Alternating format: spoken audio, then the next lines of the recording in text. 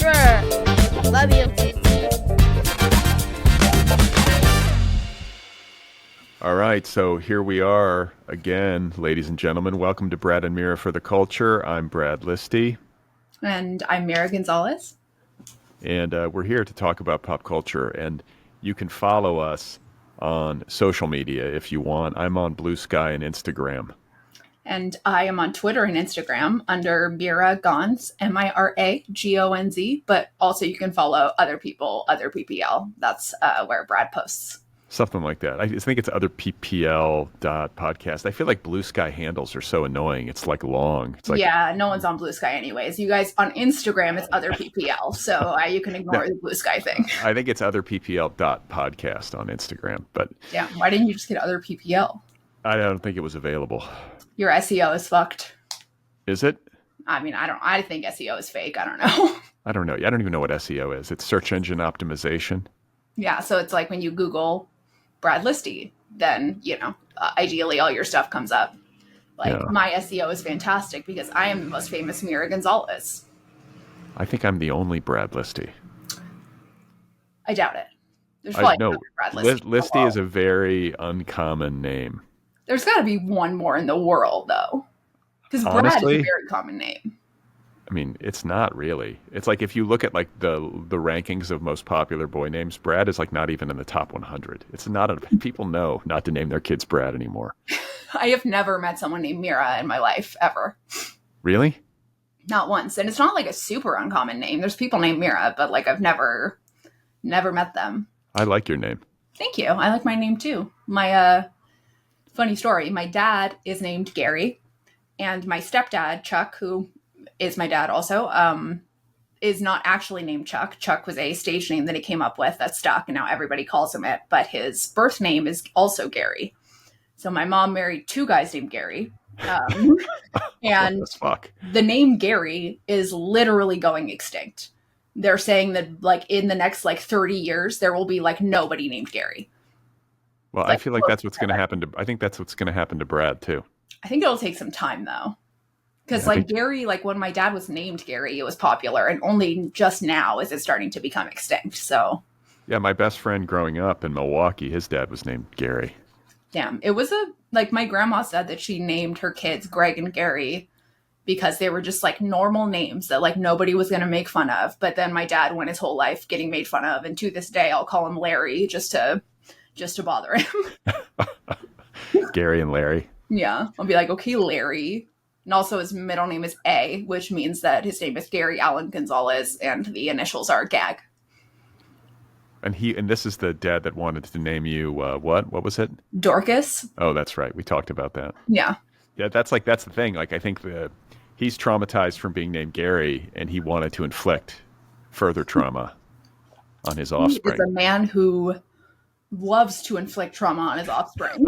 He just has a kid, inflicts trauma on them. The kid hates him. Oh no, better try again. Okay. Had a kid, inflict trauma on them. Oh no, that kid hates me too. And like now he is on his fourth try with the 10-year-old. And yeah, it's not going to work out for him. That's my prediction. How's she doing? Is the 10-year-old traumatized yet or no?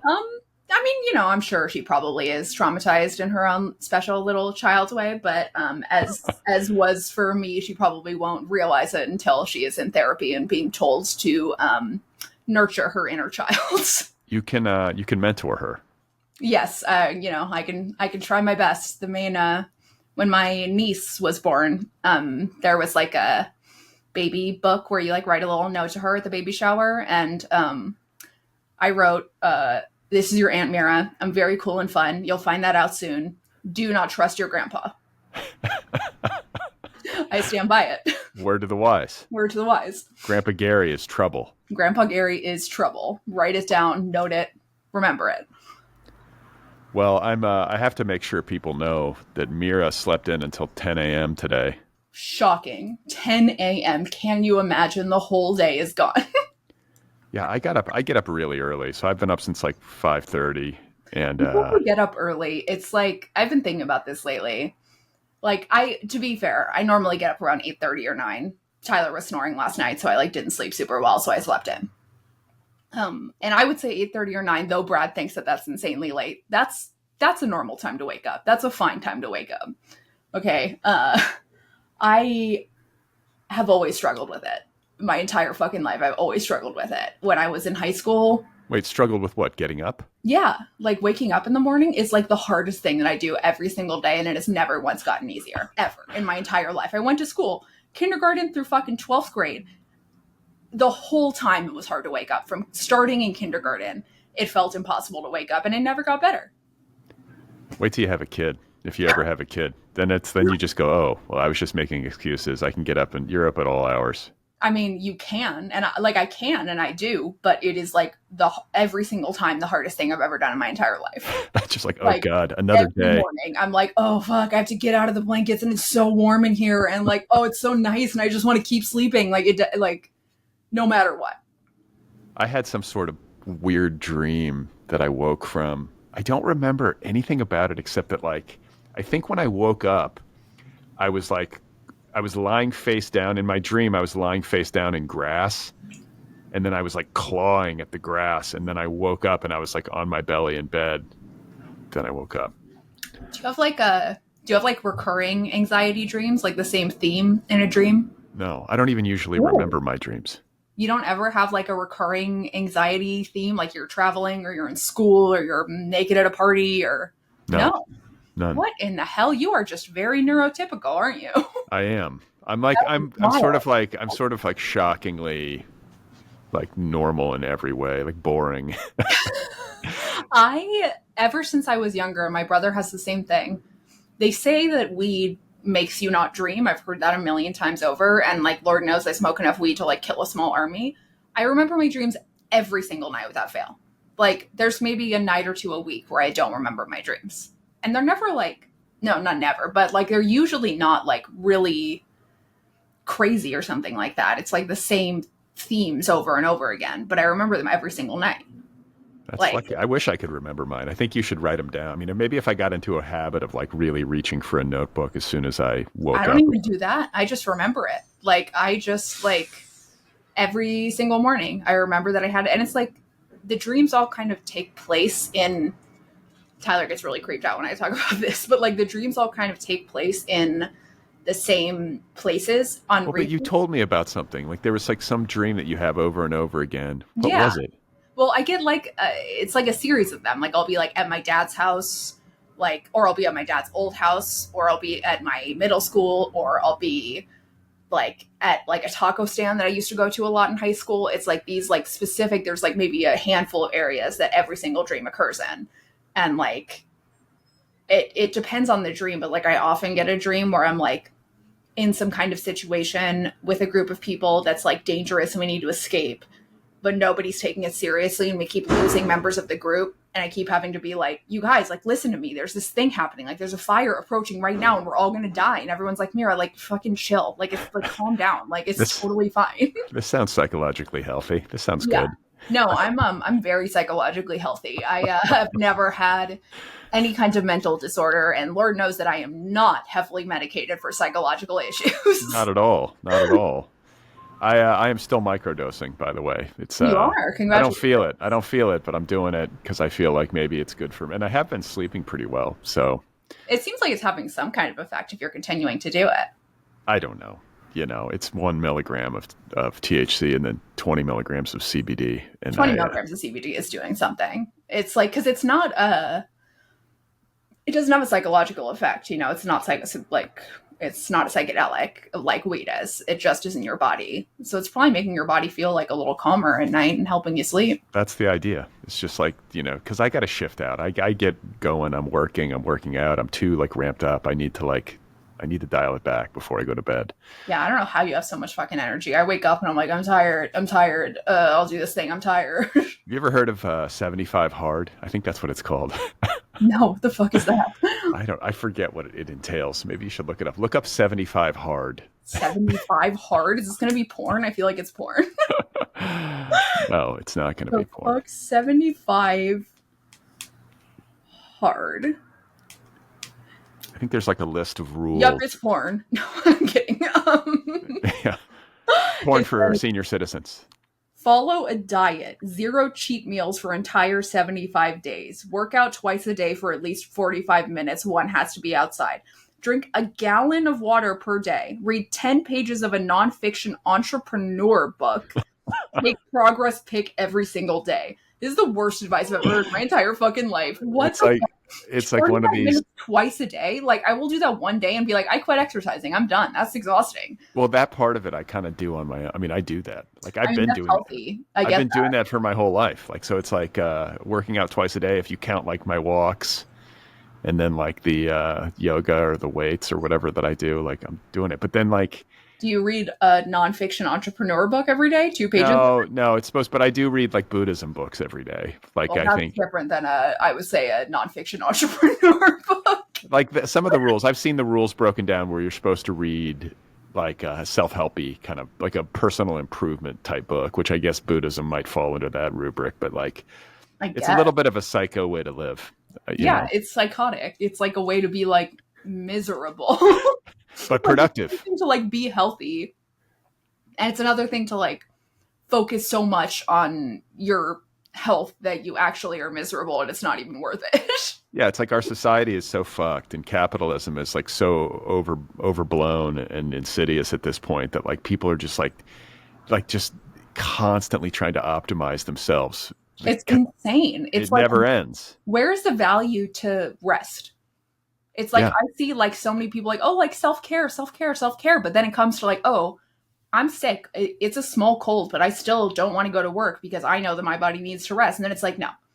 Like if you're like good, if you like aren't lazy, you're going to go to work. And it's like, where's the value in like being exhausted and like watching a movie with your partner or like just like doing something that is relaxing? Like, it's insane. Like that's like how you take care of yourself oftentimes. Like, of course, exercise, eat healthy, but like people need to rest and relax and sleep and like not be constantly stressed. That's what I try to do on Sundays. Like Sundays are my day, like the day of rest, just like God, you know? Just like God, exactly. That's how I live. I get very frustrated when there's plans on Sunday. Like, I don't want anything to do on Sunday. I like to just sit on my ass on Sunday. I love to sit on my ass all weekend sometimes. Saturday, Sunday, just chill. Especially if I have something like big on Monday. I'm like, you know what? I'm just going to charge. You know, maybe like go grocery shopping, have a light walk, you know, like watch a movie, chill, maybe clean the house a little, like relax. That's what it's for. So yeah, Mira and I are advocating for people to do more nothing.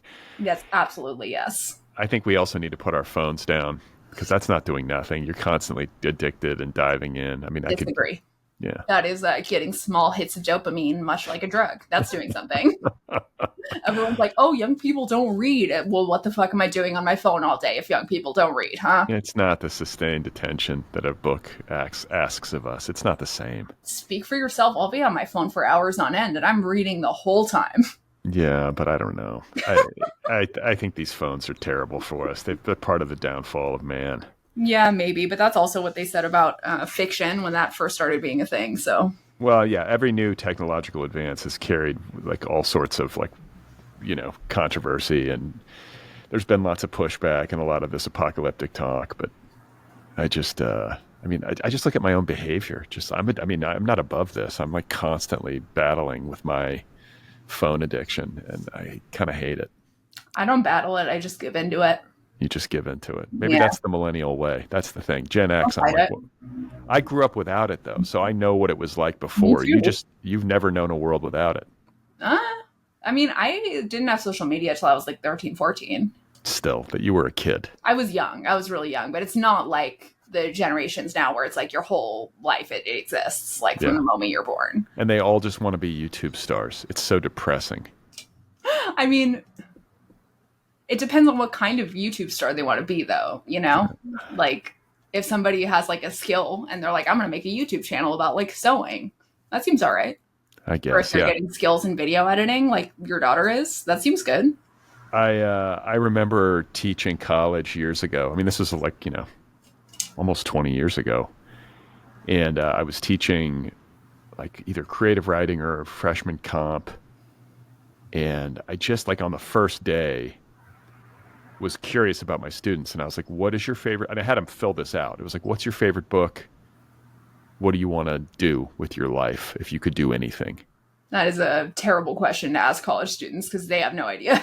Well, I know, but I mean, just to get them thinking, Right. but it was something like that. I can't even remember the exact context or details, but I just remember that like I got the feedback and it was like very disturbing to me that almost every kid in the class was like, Harry Potter is my favorite book and I want to be a famous actor. I mean, granted, this was in Los Angeles, but I was just like, ugh, we're fucked. Like, if this is all everyone's doing. Yeah, I mean, yeah, it's been that way for a long time, right? People want to be rich and famous and have like all of the bells and whistles that come along with that because that's like what's advertised to everyone in America as being like the goal, right? It's like if you like to be like the most successful version of yourself, you have to end up being famous. That's like for most people, that's the case. Like, oh, you want to be a scientist? Well, you're going to have to come up with something so life-changing that you're going to get famous. Or you want to be an actor? You have to be a famous actor. You want to be what it's like that is seen as like the ultimate achievement in any field. If you want to be a scientist, you need to do what Neil deGrasse Tyson has done. And sexually harass many, many, many, many, many women until you reach the top.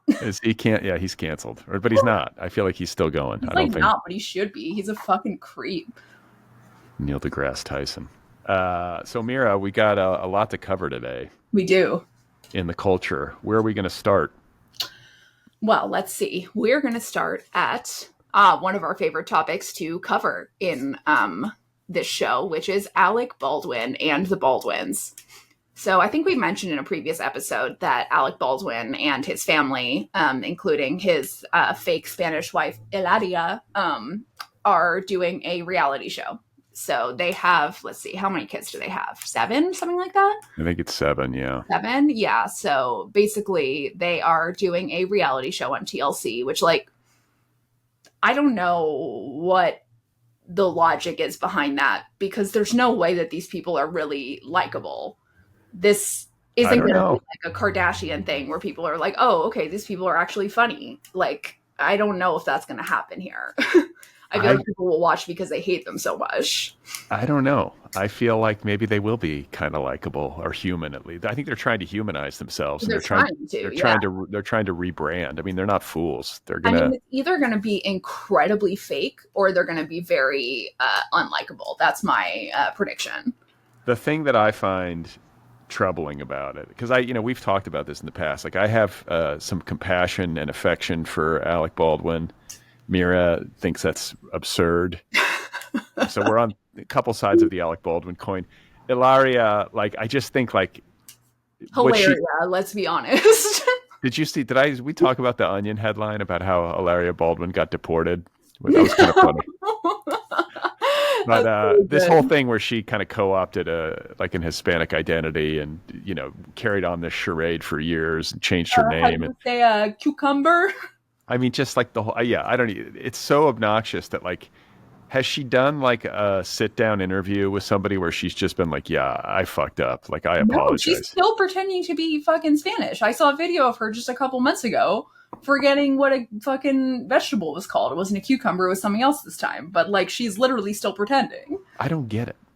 She's from Boston. She's like a rich girl from Boston and she's white as snow. She's a white person, right? She's I guess that's why she chose Spanish, because Spanish people are also white. But they speak another language, so it's like. Well, I mean, if you just pointed to her on the street and I didn't know her and you said, "Oh, she's from Spain," I think she could pass. Like, she's got dark hair and Spanish people are white. They're right. Blonde, blue-eyed. They're white people. Like, of course, anyone could pass it. You could pass in Spanish. Like, I often am confused for a Spaniard. For a Spaniard. Not a Mexican, a Spaniard.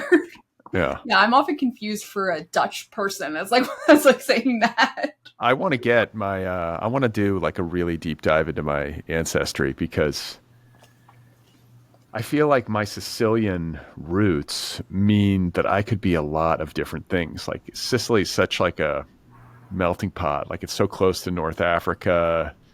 I want to say the Greeks, it has Muslim history. Greeks conquered it for a while. Have you done your 23andMe? No, I'm scared because I'm scared that then my DNA will be held in some database that the government could use against me somehow. I don't know. Do I'm you freaked have out. any family members who have done it? I think so. Yeah. Then you should just do it because your DNA is already in there and you're fucked. Yeah. So that's the way everything is. It's like, oh, you're already fucked, so just give up. Yeah, if none of your family members had done it, I would say don't. But because you have family members who have done it, it doesn't really matter. I have always had kind of a moral objection to those things, but my brother did it. And so we have pretty much the exact same genes. So I was like, fuck it, I guess I'll do it. Why not? Turns out, I don't know if I mentioned this before. So on my dad's side, I'm a Mexican Jew. And then on my mom's side, I'm like almost entirely Irish, basically. But, because Mexico was conquered by the Spaniards or whatever, like the whole Mexican side of my family has like blonde hair, blue eyes, like very Spanish looking, even though they like are Mexican and don't speak English, etc. So I was curious what the fuck my 23andMe would come up with because it's probably all over the place. So I am, 26% Ashkenazi Jewish. I am some percent Spanish, some high percent Spanish, a little bit Native Mexican. And then I am 6% Native American, which was shocking because I am Native American, not via Mexico, but via Guam, which is fucking bizarre. Like, I didn't even know what the fuck Guam was until after this. Like, I guess Now you're like, I'm a. What do you even call when you're from Guam? Guamanian.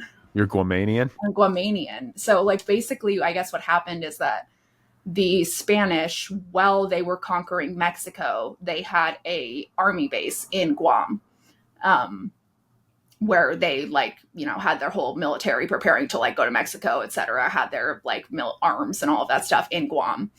And at the time, the United States also had they had just turned Guam into essentially a colony. So I am from Guam from before America turned it into a colony, when Spain had outposts there. So somehow between Mexico and Spain, one of my relatives was pure Guamanian, which led to me being 6% Guamanian, which is technically Native American because they later colonized Guam.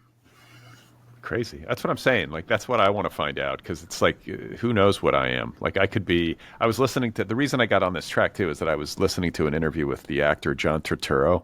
Oh yeah, love him. And he's Sicilian, and he was saying that he went on that show. There's a show where they take celebrities and they found out that Bernie Sanders and Larry David were distantly related. That doesn't surprise me. And so anyway, Turturro was like, yeah, I'm from Sicily. And you could be Jewish, you could be North African, you could be black, you could be this, you could be that. Because Sicily is such a weird, melting pot. Yeah. So who knows what I am? I don't know what I am. I have no idea. Maybe at some point I'll investigate it. But yeah, you should try it. I'm curious. That's I never would have been curious about myself, but what if we're related, Mira? Who knows? Yeah, what if you're Comedian? You never know. I honestly, one of the main reasons that I didn't do it for so long is because and to this day, I'm still genuinely afraid that I'm gonna go on one of these things and discover that my dad donated sperm and I have 20 siblings out in the world who are all related to my hellish father, and I don't want to know if that's the case. Just don't tell me. But you're gonna write a book about it called Gary's Kids. God, Jesus Christ, I would never want to give my dad that kind of credit, but there is an option where you can say I don't want to see other relatives of mine or whatever. You have to pay extra for that, and I was just I'm not going to do that, and so it was fine. So do you think that does Hilaria Baldwin have any Spanish in her lineage? Is there any? Said that she lived in Spain for a while when she was young, but I don't think she's Spanish at all. I don't think her parents are Spanish. Yeah, there's a tone deafness to the whole thing where it's even if you I think she probably really in her heart feels I love Spain, and I probably lived there for a while.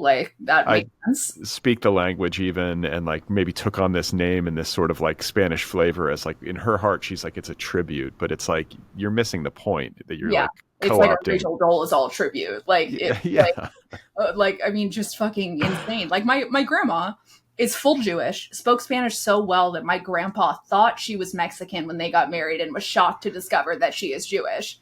And even my grandma doesn't pretend to be Mexican. She could. She like easily could have just passed for Mexican, and she didn't. Because why the fuck would anyone do that? Like Jewish, Mexican, and Irish, and Guamanian. Mm-hmm. That's So like I have the hatred of authority like really deep in my genes with the Irish, Mexican, Guamanian. I'm just like I should probably take up arms against the Spanish because of what they've done to all of my people. But you're also Spanish. You got to take up arms against yourself, Well, right? Spanish because they colonized my people. So Damn. Yeah, it's a mess. Like, and the thing, I guess, the further back you go, we're all related, right? I mean, I guess so. Yeah, technically, if you go far back, we're all African. I wonder where our genetic, like, histories meet. Like, how far back? How many millennia have to go back before Brad and Mira's genetic histories meet? I wonder how much it costs to like figure that out. We could do an entire episode genealogist. on how we're distantly related in the human family. I have an aunt who's a genealogist who discovered that on my mom's side, there's also Mormon ancestry, and that very distantly we are related to Brigham Young. Wow. Very, very distantly. I mean, there's so many sister wives, and I mean, Exactly. maybe we're all related. And that's the thing. Ilaria Baldwin, in the big picture scheme of things, she is probably Spanish, right? Maybe she has a sibling who has a Spanish child or something like that. I mean, but maybe all the way back, she might be a Spaniard. Maybe she conquered my people. You never know. And see, like my read on her, I mean, yeah, she's like somebody who wanted to like become famous, clearly, and was like attracted to the whole world of celebrity and entertainment on some level. She wanted to be like a yoga influencer, I think, was her original gig. But like, I think she seems like a nice woman. Whenever I see her, I'm like, oh, she's lovely. She's a beautiful woman, and she also seems like kind and like sort of like has a good sense of humor. But it's like I can't get past the whole pretending Alec Baldwin thing. I like him too. He's kind of like, I You feel like also he's have, like strange spots of empathy in pop culture. Like sometimes there's people and you're just like, these people, they just want to be rich. They just want to be actors. It is a disease the way that people are so obsessed with being famous. I actually like Alec Baldwin. yeah. I mean, the thing is, I don't really there are very few people who I like uniformly despise. Like very, very few. I can tend to see the humanity in people. I think if people are cruel. You don't think Alec Baldwin is cruel? I think he has a temper. He called his daughter a fat pig. Literally, in a voicemail that was recorded. Like, imagine, like, okay, getting, like, drunker than you've ever been, high on cocaine, high on just, like, meth, like, the most intense drugs. Would you ever call your daughter a fat pig? No. Yeah, of course not, because that's not the kind of thing that drugs does. That's the kind of thing that drugs does to somebody who's already bad. Well, but I think he's sober. Alec Baldwin, Alec Baldwin did so much cocaine in his young adulthood that he had a heart attack. Jesus Christ. And then he got sober. But I think like the context of that voice message to his daughter said he wasn't sober. Well, no, I think it was that he was in the midst of like a really acrimonious divorce with Kim Basinger, and he was just losing his shit. He's clearly got anger management issues. All I'm saying is like,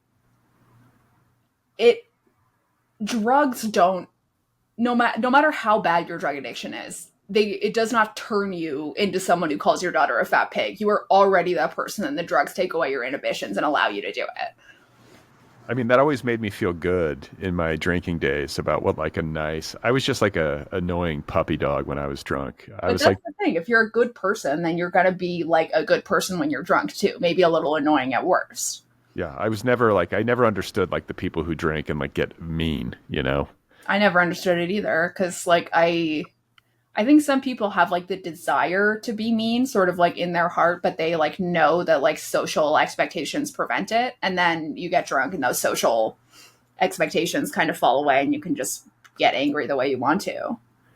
Yeah. I mean, like, is that true? Like people who drink, maybe the way that you behave when you're drunk is who you really are. That can't be right. I mean, it's not who you really are, just in that like you would always like hold back to, like we all have like, occasionally like a terrible thought of something terrible that like we could do and we just don't do it, right? It's like the kind of thing that you just like stop yourself from doing. And so like, I guess there are people who maybe have these terrible urges and generally prevent themselves from doing it. And then they drink, and the drinking allows them to do it. And then maybe they get sober and they're able to work on themselves and not do those things. But that doesn't mean that they don't have the urge to do those things to begin with. Yeah, it's somewhere in there. We all contain the dark and the light, Mira. Not me. I only contain the dark. That's right. Alec Baldwin is some blend. I think he's trying his best. I don't know. His best is not good enough. He killed someone.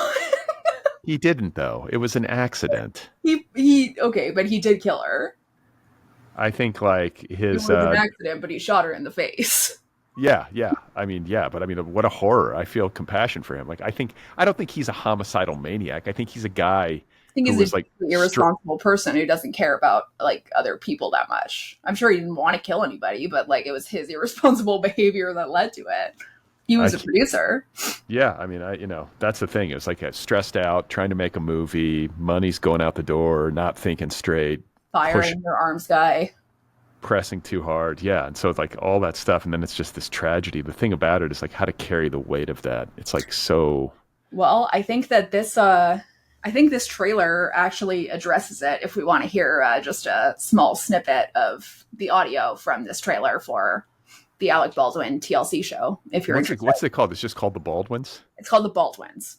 And there's a trailer. And there's a trailer for it. So, yeah. So let's, Jesus Christ, let's listen to some of the audio of this. 7 children, 6 animals, 2 parents.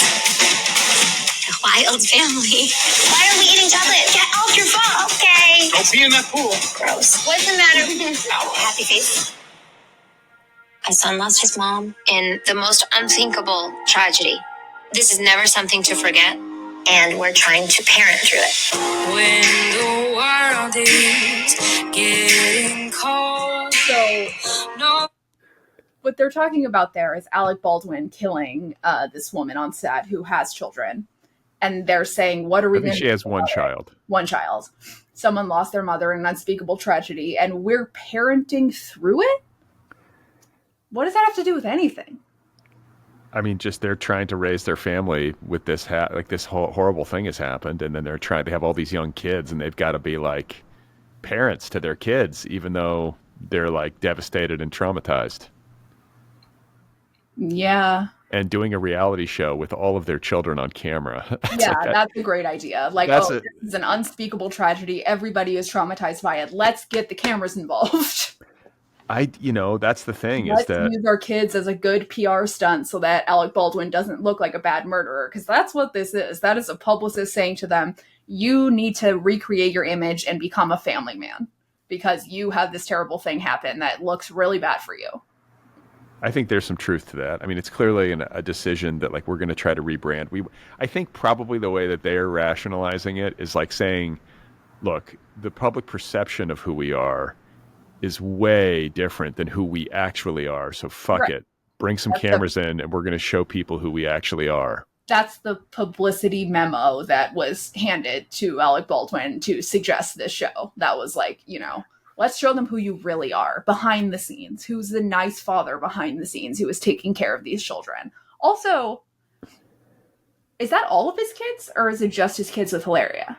He only has one other kid with Kim Basinger. He has that daughter, but she's like in her 30s. She's old. She's got her own kids. He's got grandkids, I think. Jesus. I wonder if she'll be featured on the show. I bet not. I bet not. I just think this is like, it's going to be interesting to watch. I'm going to watch it. Are you going to watch it? I'll probably watch it. I want to at least see what's going on. I mean, I'll watch it so we can discuss it. I'm curious. Yeah, I'm curious too. But I guess the only 2 pieces of it that I have a real problem with, but they're kind of fundamental, is A, have we ever gotten like a really formal apology from Hilaria? No. Or like some kind of explanation psychologically, like, look, I was fucked up and misguided. Like, that's kind of what she needs to say. No, all she's ever said is like, I grew up in Spain. Like and like, sometimes I think in Spanish or whatever. That's all she's ever said. And I changed my name. Did she change her name? From Hillary to Hilaria? I want to say, isn't her name like Hillary Jones or something? It's like the least Hispanic name, you know, but she, like, as somebody who's done a lot of yoga in my day, I feel like part of what she was doing was trying to create like a guru vibe. And yoga guru people always have like a name that's like a little bit like exotic or something. Yeah. Right? Absolutely. Like, I mean, I grew up in Venice. I knew people named like Dream, Sunshine, all kinds of crazy. Yeah. It's like, you know, if your name's just like Hillary Jones or whatever, it's like maybe harder to draw people to your class. But if your name is like Guru Dev, you know, like, and you wear like a head wrap and all the trimmings of gurudom, then people suddenly think you know what you're talking about. I mean, so apparently her born name is Hillary Lynn Hayward Thomas. Hillary Thomas is her name. Yeah. Like, so I wasn't even that far off. So no. There's not a whisper of Hispanic heritage in that name. How old is Alec Baldwin? He's like in his 60s. Oh, wow. And she's 41. Yeah. And so he's young. I didn't realize. Yeah. She's got, how do you think she's having 7 kids? I mean, yeah, that's a fair point. Having 7 kids at that age even is like when was the last kid that she had? Pretty young, right? She was having kids into her late 30s. My grandmother had 9 babies, the last of which happened at 42. Jesus. And I think some women are just good at having babies. Like their bodies are just baby factories. Like they can just do it. You want to hear something crazy? In Mexico, last time we counted, I have 52 cousins. First cousins. Sure. Catholic, probably. Catholic, exactly. It's like not believing in birth control. Like, that's what it is. Well, that's what my grandmother didn't use birth control. She was pregnant, and she didn't get married until late for her generation. You know, like back in the day, people used to get married like in their teenage years. Right. And she didn't get married, I want to say, until either her late 20s or her early 30s, and then had 9 kids. Was basically pregnant for a decade. She just had to fucking like be pregnant for a whole decade. Like that's fucking insane. It's crazy. Like how? I mean, like I've never been pregnant, but I was a nanny for a decade, and I've interacted with many, many pregnant women, and like it seems so fucking hard. Like being I guess some women enjoy being pregnant, but it seems freakish to me. Like I cannot imagine being pregnant for that long. Being pregnant for 9 months seems insanely hard. Well, and like Hilaria having 7 babies, like, okay, I think we might have discussed this a bit, but like my whole psychological read on their marriage and this desire to have all these kids, like, A, they want to have a family. They like having children. I think that's authentic. You don't do that unless you really like having babies. But I think Alec Baldwin is this guy in his 60s. Or, you know, I guess when they met, he was in his 50s and she was in her 30s. And he's like, okay, I fucked up my first marriage. It was really acrimonious and like a very hostile, like public split. I've met this beautiful young woman who loves me. But like, I'm going to get old. And what if she's going to be super pretty and I'm going to be this old guy. I got to make sure. Got to lock it in. So I'm going to just impregnate her repeatedly. Yeah. And have 7 kids with her. So like, we're just inextricably bound through Which is so perverse. Like, and I think that's absolutely right. And I think that like a lot of men do this thing where they have kids, not because they want kids, not because they want to be fathers, but I mean, maybe they do, but it's secondary to their desire to trap women in a marriage with them, to know that like, you know, Alec Baldwin does, that maybe he's not the best husband, so he can have kids, she'll have something to do, and she'll be, you know, feel pretty trapped and not able to leave and not wanting to leave for the kids. And he knows that like that is a good way to convince a woman to be with him because they don't want to be with him otherwise. Well, I mean, it's like, if you think about it, I guess not if you're super rich, but I would be genuinely interested in somehow looking at like divorce statistics and seeing how many divorces happen when the couple has 1 child, 2 children, 3 children, 4 children. Like, I don't know if there are very many divorces on planet Earth between couples who have like 6 or more babies. That's can't do it. That's true. Let's see. Average divorce for like more than 3 kids. I don't know if that's going to come up on Google, but you know, it's probably rare. I think when you go that far into procreation with another human being, you're sort of locked in at that point. I mean, I mean, yeah, unless it's like really bad. Oh, couples with more than 4 children are more likely to divorce than couples with 1 to 4 children. Weird. Huh.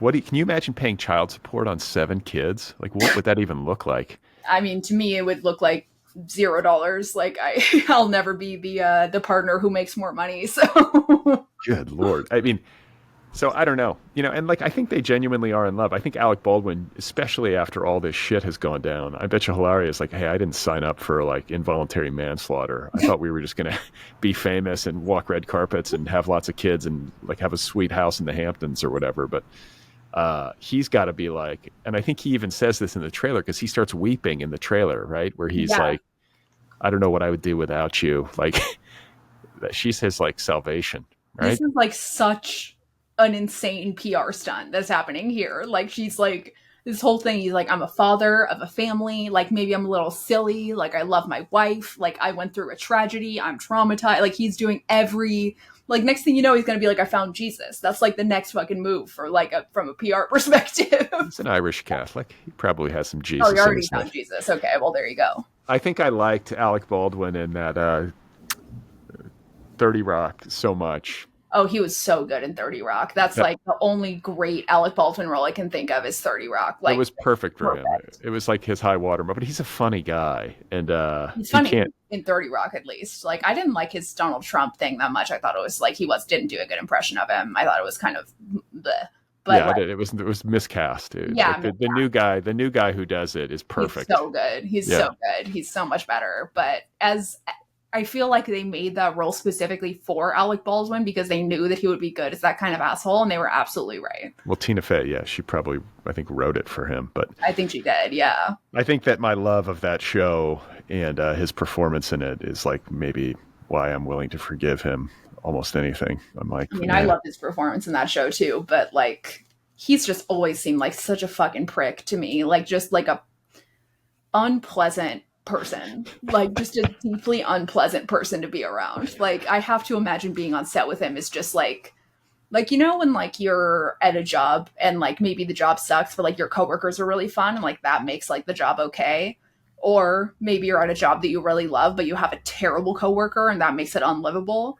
Like, Alec Baldwin is the latter. He's like the coworker that you'd have at a great job that makes you hate the job. But have you heard, like, because I never have heard stories of him being like a dick to his fellow castmates. I think the thing is like he hates the paparazzi and he will like yell and have like road rage and stuff in New York. He's like gotten angry at directors before. I think I've heard that. Maybe it was when he was drinking though. Yeah, the thing is, I think his colleagues tend to like him. I think that the thing is, he'll lash out in public at like a coffee shop or something. Yeah. If someone's taking you can kind of judge someone's character on like whether or not they treat somebody without power well, somebody who can't help them or make their lives worse. If they treat that person poorly, then they might be a shitty person. Yeah, I just have a feeling. I don't know. I feel like it's one of these things where like if you and I, Mira, had lunch with Alec and Hilaria Baldwin, I bet we would come away from it being like, they were lovely. That's what I think. You think? I do. I mean, it would have to be like, I guess it couldn't be some sort of, like the context would matter. If it was a lunch that was set up where they knew we were going to be evaluating them. Yeah, then they would act extra nice. Like, they definitely have like a PR way of acting to make themselves seem nice. No, it would have to be like random, like where we just enter a restaurant and they're like, there's no tables, but you can sit at the community table here with Alec and Hilaria. And like they would be like, who are these fucking plebes? Stop fucking talking to me. Are you kidding? Like, I can smell the pour on you. I could, I don't know. Maybe we could, what would you say to them to try to like break the ice? Like, hey guys. Hi, my name's Mira. Nice to meet you. What's your name? Congrats on 7 babies. I would pretend that I didn't know who they were. Straight up. That's what I would do. That's what I always do when I see somebody famous. I just like look down. I hate it. I mean, like if I were introducing myself to him, though, if it was like a situation where I was meeting him, I would be like, hi, nice to meet you. I'm Mira. Yeah. And then he'd be like, hi. And I'd be like, what's your name? Because I don't think he's a nice enough celebrity to say, hi, I'm Alec. Maybe like, I would like make an effort to make sure that he knows that I don't know who he is. And then I would judge his personality based on how he treated me. Because if I did know who he was, he would treat me better, because then I would have the capability of going and saying Alec Baldwin tweeted me like shit on Twitter. Yeah, I don't know. I have a feeling they'd probably be. It depends on. It all depends on the environment that you're in and what the situation Yeah, is. they definitely know how to be pleasant. Like they definitely like have been pleasant before and know how to like turn it on. But I mean, Alec Baldwin is a guy. I think he comes from a huge family himself. Like I think he had like 8 brothers and sisters. Like this Irish Catholic Long Island family, like blue collar. His dad was like a high school teacher, kind of thing. Like he didn't come from anything. I don't know. And she's actually a rich girl. I think she comes from Yeah. money in Boston. But like he comes from kind of like a hard scrabble upbringing in New York. So he's not like some snob or something. Though I maybe, mean, maybe he is now. you know, I I don't know. mean, not a snob, but like an asshole seems like probably like yeah, maybe not a snob, but he does kind of seem like a dick. What if you watch this show and it changes you? What if you're like, oh my God, he's actually a good dad, and I can see. I mean, then like, then I will eat crow, and then I was wrong, and then like, all right. But I do wonder. One of the main things I wonder about this show that I gathered from watching Keeping Up with the Kardashians is that in Keeping Up with the Kardashians, for basically the whole show up until the last couple seasons, Kris Jenner was the only executive producer among the cast, among the family. So she had final cut on everything and none of the daughters did. So it was really good because Kris Jenner is the devil and she just put all kinds of humiliating shit in there that was like interesting to watch that the daughters didn't necessarily want on the show. So my question is, are Alec and Hilaria executive producers? Because if they are, then the show will exist specifically to be flattering for them. If they're not, I'd be shocked if they weren't. I'd be shocked if they weren't. I think this is something they like. There's no way they let those cameras into their house to film their kids unless they have control. Yeah, they need final edit. That's like absolutely they do. And like the Kardashians was a specific moment in that like Kris Kardashian cares more about, or Kris Jenner rather, cares more about becoming famous than about like not traumatizing her daughters. And that's what made it such a good show. But Alec Baldwin and Hilaria definitely care more about being likable. So if that's the case, then I worry that it'll be like a boring show. It'll just, because you can't, I think when something is just like a PR stunt like that, then it's easy to tell. You can just feel there's something. There's no drama. Like, I mean, as a reality TV connoisseur, like you can really tell in reality television when something is like completely scripted or just like not at all based in like any events that really happened or like not their personality. It's like, and it becomes boring pretty quickly. I wonder. We'll have to find. I mean, can you investigate? Is there any way to check to see if they're executive producers on that show, like on IMDb? There probably is. Let's see. I'd be curious to know. I should have looked this up. Baldwin, the Baldwins, TLC. It's got to be listed on like IMDb, right? You would think. Let's see. IMDb. Or if they have like their own production company or something that's doing it. That's probably what it is. Let's see. Produced by, yeah, they are executive producers. Yeah, of course they are. Yeah, but that's not that uncommon.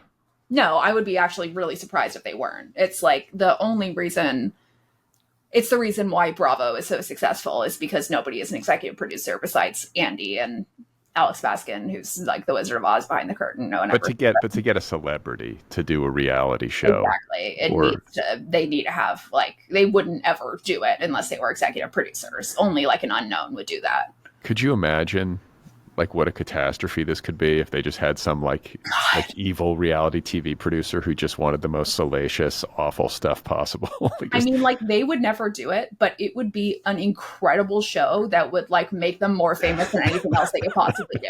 Just like, Alec Baldwin just screaming at his children. Yeah. If they want to be the Kardashians, if they want to be that level of famous, like that is what they will do. That is Kris Jenner's like whole thing that made them so famous, is that she realized that like you need to humiliate yourself on live television and not be ashamed of it. And they did it for years and years and years. And now they have a bajillion dollars that are insanely famous. Yeah, it's crazy. And I think too, like, reality TV is not reality. Obviously, it's like often very enhanced reality. Scripted is the point. I guess I'm wondering like how much staged like how much of the Baldwin reality show will be staged, where it's like, yeah, like let's get the kids to do some craft work, over A lot of here. it, I think it'll be a lot of like activities, like showing them like doing family activities together. Like maybe they'll have like some kind of unscripted feeling scenes, but like even those, like they'll only include the good parts, like they'll edit them so that they like are positive. And like anything that is like a conflict, I'm sure they'll include that in the show, like some level of conflict, but it'll be like something that's like not a big deal and is easily resolved and is like relatable. I bet you Hilaria addresses the whole Spanish thing in the reality show. I mean, she has to, right? Like it has. They're not to be the stupid. whole point of the show. Yeah, they have to, and this will be their way of handling the story on their own terms, and trying to like soften its edges and just make some sort of apology, but like make it also seem like it was an organic thing born of love for Spanish culture, and not like her trying to become a yoga influencer and needing an exotic name. Right. And like that's where the show is just, whether it'll be successful or not, it's a publicity stunt. It just is a publicity stunt, like clearly, obviously. Like that is like, it is an opportunity to take control of the narrative again in a situation where he's like lost control entirely. I hope there's outbursts. I kind of like it. The thing is, I think it's funny when Alec Baldwin gets angry. If the show was not executive produced by Alec and Hilaria, I would be like so fucking excited. Like I want desperately, I think they'd be a great reality show family if they just like let themselves be insane on camera and didn't try to hide it. Like I think that would actually be like an incredible long lasting reality show. Yeah, I mean, I feel like everybody's self-protective, and I just think it's human instinct to want to present yourself in a positive light. But I also know that, like, I mean, she's clearly got a flair for the dramatic. He is an actor, and understands like how to entertain, and has a sense of like storytelling and the drama and the ups and downs that are required to keep people's attention. Like, they might be good at it. I kind of feel like this show's going to be a hit, but I could be wrong. It could be a hit. I mean... And he needs money, because I've heard him say in interviews over and over again, he's got 7 kids, I mean, he's got a lot of money, but I don't know if he's got enough money to like really secure the futures of 7 children.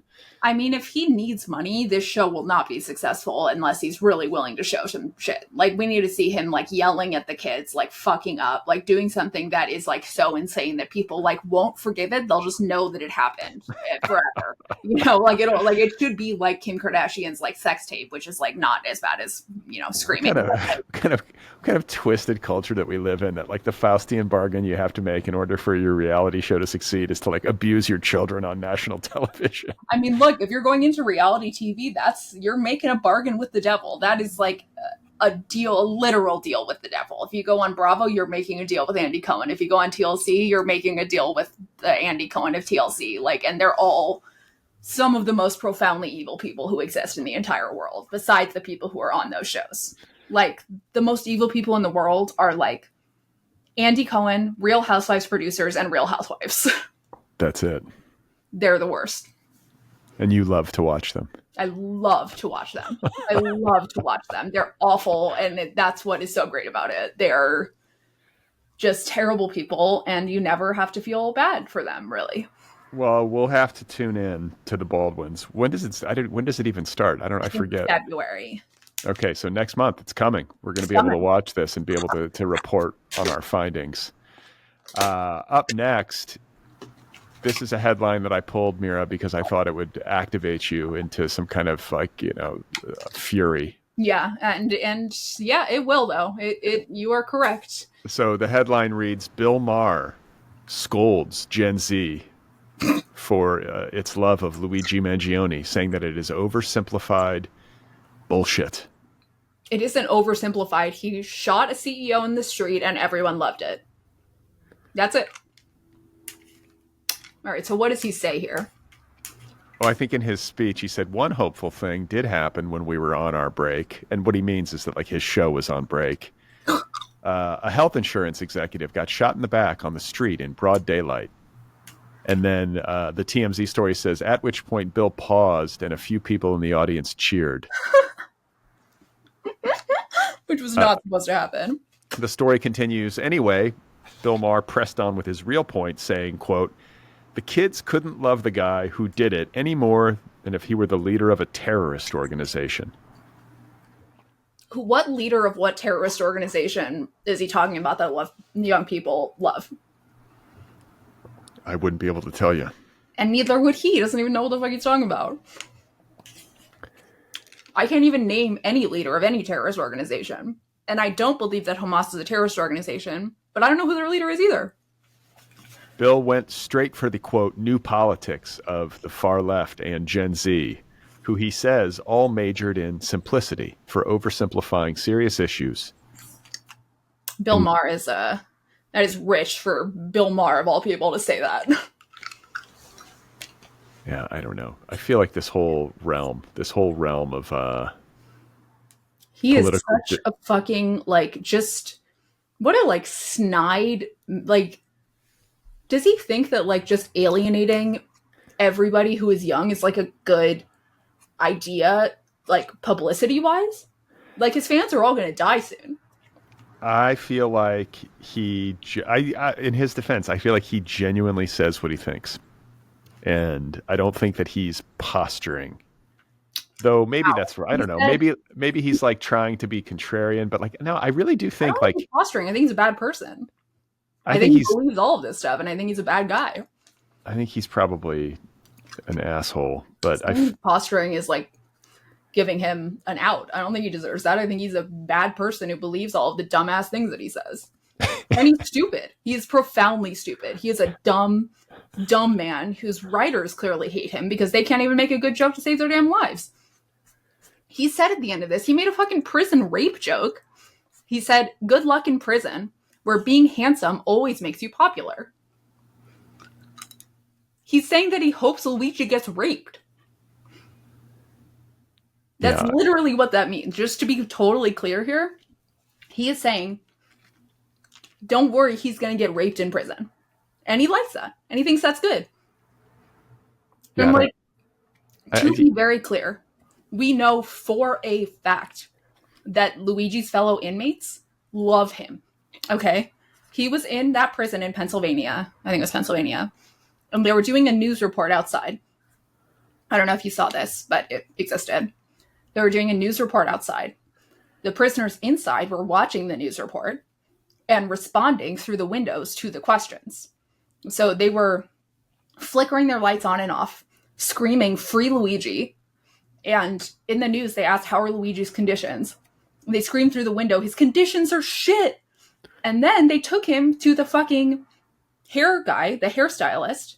They had his hair. They gave him a nice fade.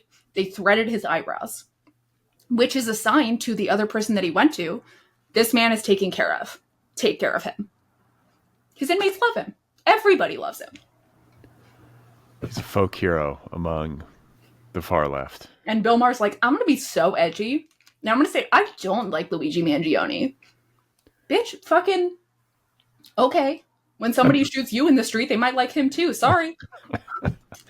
I'm not a fan of people being shot. I don't know. The whole thing makes me, I gotta say, like, I can't like cheer for somebody just to be shot, but can you cheer for somebody who personally made sure that many thousands and thousands and thousands of sick people had their claims denied and they died? Because I would argue that this man who was killed on the street, and I would argue that it is a undeniable fact that he is responsible for the death of tens of hundreds of thousands of people. Yeah, I mean, I think it's like what, like Elizabeth Warren. He would have killed more and more and more and more and more unless he was shot on the street. But I mean, I don't know if it's going to stop whatever United Health does. I don't know if it's going to change their policy. I know that United Health stock has plummeted almost to the fucking ground since this happened. We'll see. Maybe it did it like in the immediate aftermath, but like, no, it still is. It's going down, down, down, down, down, and it has been since that guy got shot. Hang on. I'm going to look at, I'm curious now. I want to see. So United Health stock over the past month, it's up over the past month. What about last month? It's up 6.68% over the last month. And over 6 months, it's down 4.42%. So it's rebounding. Who knows? But I mean, the stock plummeted when that guy was shot. That's a lot of money lost for shareholders. That is. And they have to find a new CEO, which costs money, and they have to pay for a whole lot of security for every single member of the C-suite, which is also money. And I think, like, can you imagine working there? Like, the morale of the employer or employees there would be, I would imagine, fairly decimated. It would be like uncomfortable to go to work, and as it fucking should be. It is the kind of thing where, and you know, perhaps I've said this on our light pop culture podcast before. Anybody who is the CEO of a company like that, anybody who is anything like that motherfucker who was shot in the street, deserves to fear for their lives every single time they go outside. They should be in constant, literal constant fear of being shot. Make the CEOs afraid is what they did to us. I'm afraid to get sick. I'm terrified of getting sick. I'll die. I can't afford it. He should be afraid of dying too. Sorry. It's like, I think it's like at some point, like, you don't want to like see like vigilantism widespread. Well, I mean, I just don't think there's not a lasting solution to people just being shot in the street every 5 minutes. I mean, that's like, what's the lasting solution to get them to stop killing all of America? But it's like, it's like what Elizabeth Warren and I think AOC said, where it's like at a certain point when people's lives are at stake and they can't get access to healthcare and they're suffering and they're watching their family members suffer. Like, at some point, people take matters into their own hands. And how many people now, I've seen a handful, at least on Twitter, who have had their claims accepted post Luigi because they don't want to create another Luigi. People who would have died otherwise, having their claims accepted now by United Healthcare. That's happening. Well, I hope it keeps happening. Saved lives. He has saved at least one life that I have seen personally online. That's enough. I would trade that fucking CEO's life for the life of a cancer patient in 2 seconds. Shouldn't come to this. How fucked up is it? It really fucking shouldn't. This country is bad. All right, we got to move on. I can't do Bill Maher and like Luigi Mangione. Fucking like his face is so punchable. There's a word in German that I don't know, but it is a word that means a punchable face. He's got such a bad case. He has like a terminal case of punchable face, that guy. Yeah, he's like, I want to say like he's talked about his childhood where he was like beat up a lot as a kid in school. That's like, he deserved it. That's my psychological read, though. He was a guy who felt scared as a kid and was bullied a lot, and then like probably went to school and was like, girls are stupid and deserve to be raped, and then got beat up. Or but I don't think he could get girlfriends when he was a kid, and then he's like, I'm going to get famous, I'm going to be a comedian, and still not get girlfriends. And he gets girlfriends, but like I don't know. Oh, he's not a guy who wants to settle down, but he's, if you're famous and as rich as Bill Maher, not a guy who can settle down. Who would marry that fucker? I really don't think Bill Maher has been pining to settle down, but just couldn't get somebody to settle down and live with him in his mansion or whatever. Like, I feel like he wants to be like Hugh Hefner or something. He has this like dream of being like in the Rat Pack and being like a guy who gets laid. He has no riz and he looks like shit. So like if he's not getting laid now, he's never gonna get laid. I mean, yeah. So fucking dumbass. Just an absolute dumb shit of a man. He's not dumb. Yeah, he is. He might be misguided, but he's a smart guy. No, he's a stupid guy. No, he went to Cornell. He's not like a fool. He's not you don't think any stupid people went to Cornell? No, I mean, I think misguided people or ignorant people or like that, but like straight up stupid people went to Cornell. Yeah. Like just straight up stupid. I went to a college preparatory private school in Los Angeles, and let me tell you, a lot of dumb people got into Harvard. Yeah, I mean, it doesn't mean you're like it doesn't mean you're wise, but I think like it's depending on how we're measuring. He might be good at test taking. He's good at he follows politics. He's informed, but then maybe his opinions on it are opinions you find unsavory. But like what I will say in his defense is that a comedian whose beat is politics and whose brand is like, I'm going to tell you what I actually think in real time as it unfolds. That's a hard one. You're going to be hated. It just comes with the territory. Like other kinds it depends on who you have to decide who you want to be hated by. And he decided that he wanted to be hated by the left. Well, no, but he's been hated by everybody is the point. He pisses off everybody. And like, there's some courage in that. Is there? Yeah. Cause I think it's a My natural. dad pissed off everybody and he's a coward. Yeah. But I mean, like, there's a natural human instinct to want to be loved, especially among show business types. And There's a natural human instinct also to want to make sure that you're rejecting everyone else before they reject you. So if you grow up as a nerdy kid who's getting beaten up a lot, who's getting constantly rejected by women, maybe you grow up to be somebody who is an asshole who rejects everybody before they can reject him. That could be. I feel like there's some of that, But I'm just saying, like, I guess even like Stephen Colbert deals with this. Like, if you take a political stance that's really overt in your politics. Stupid. What's that? He's not stupid. That's the difference. Well, he's got more wisdom is what I would say. But yeah, I mean, I think we're saying the same thing. What's that? Intelligence, I would say. He's got more intelligence. More emotional intelligence. He's a warmer heart. Like Bill Maher's just seems kind of like a prickly dude, He's like Stupid prickly dude. But, and then like John Oliver's another guy who does it. Like you have to be willing to take the arrows, but I guess that's like a badge of honor to. And also like willing to take the arrows, but also like in order to, like you have to take a moral stance. If he's taken a moral stance and then he's taking arrows as a result of it, okay. But he's not taking any moral stance. He's just like, what is the thing that I can say that will make everybody most upset? And then he says. I think he prides himself on being like the guy who's willing to like say the thing out loud that nobody's saying and to be able to. Right. But he's not even thinking like maybe there's a reason nobody is saying it and it's because it's not true or funny. Yeah. Yeah. I mean, like, look, he's a hard guy to like warm up to. I'll say that. It's, That's a nice way to put it. Yeah. Well, I mean, it's like the thing about it is like I've watched his show over the years. I don't always disagree with him. Sometimes he makes really good points. Other times I'm like, oh God, dude, that's like a kind of like a racist nightmare comment, And so, I mean, I once watched like Ben Affleck destroy him. Just fucking ruin him. And if Ben Affleck can intellectually ruin you, like something's wrong. Oh, Ben's a smart guy. I mean, Ben's he's a smart guy who's got really good politics, but he's not a political commentator, and Bill Maher is. Yeah. It's I feel like the stress of having to like engage with politics in a talk show over and over and over again would just toxify you. Like I don't think anybody. How do you get out of that? Like without. I guess that's why you do the jokes is to like ventilate it a little bit. But it just seems like Amy Goodman. Space. Amy Goodman has been doing it her whole damn life, and she is like still on point to this day. Shout out Amy Goodman, you're a queen. Democracy Now! Is that the one? Democracy Now! Yeah. Democracy Now! The War and Peace Report. I'm Amy Goodman. All right. So we've got our new segment, which we started last week called What We're Watching. Yes. Do we want to do that before or after the next little bit? Because I've got a lot to say about what I was watching this weekend. Oh, okay. Yeah. So let's do the next segment then we'll do is we're calling it Ice Penis Saga in Canada.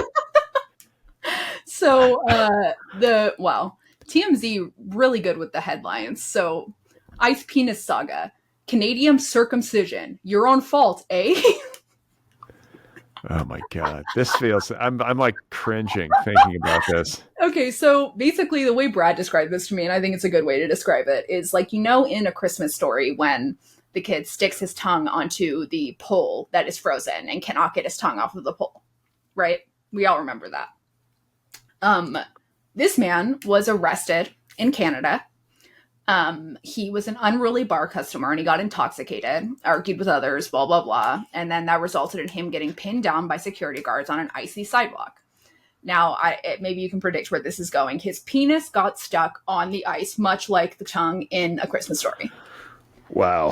And so, again, let me just reread the headline of this, which I think is so funny. Canadian circumcision, your own fault, eh? So this guy's foreskin. He circumcised himself on the ice. Oh my God. Imagine waking up from a blackout and your penis is like bandaged.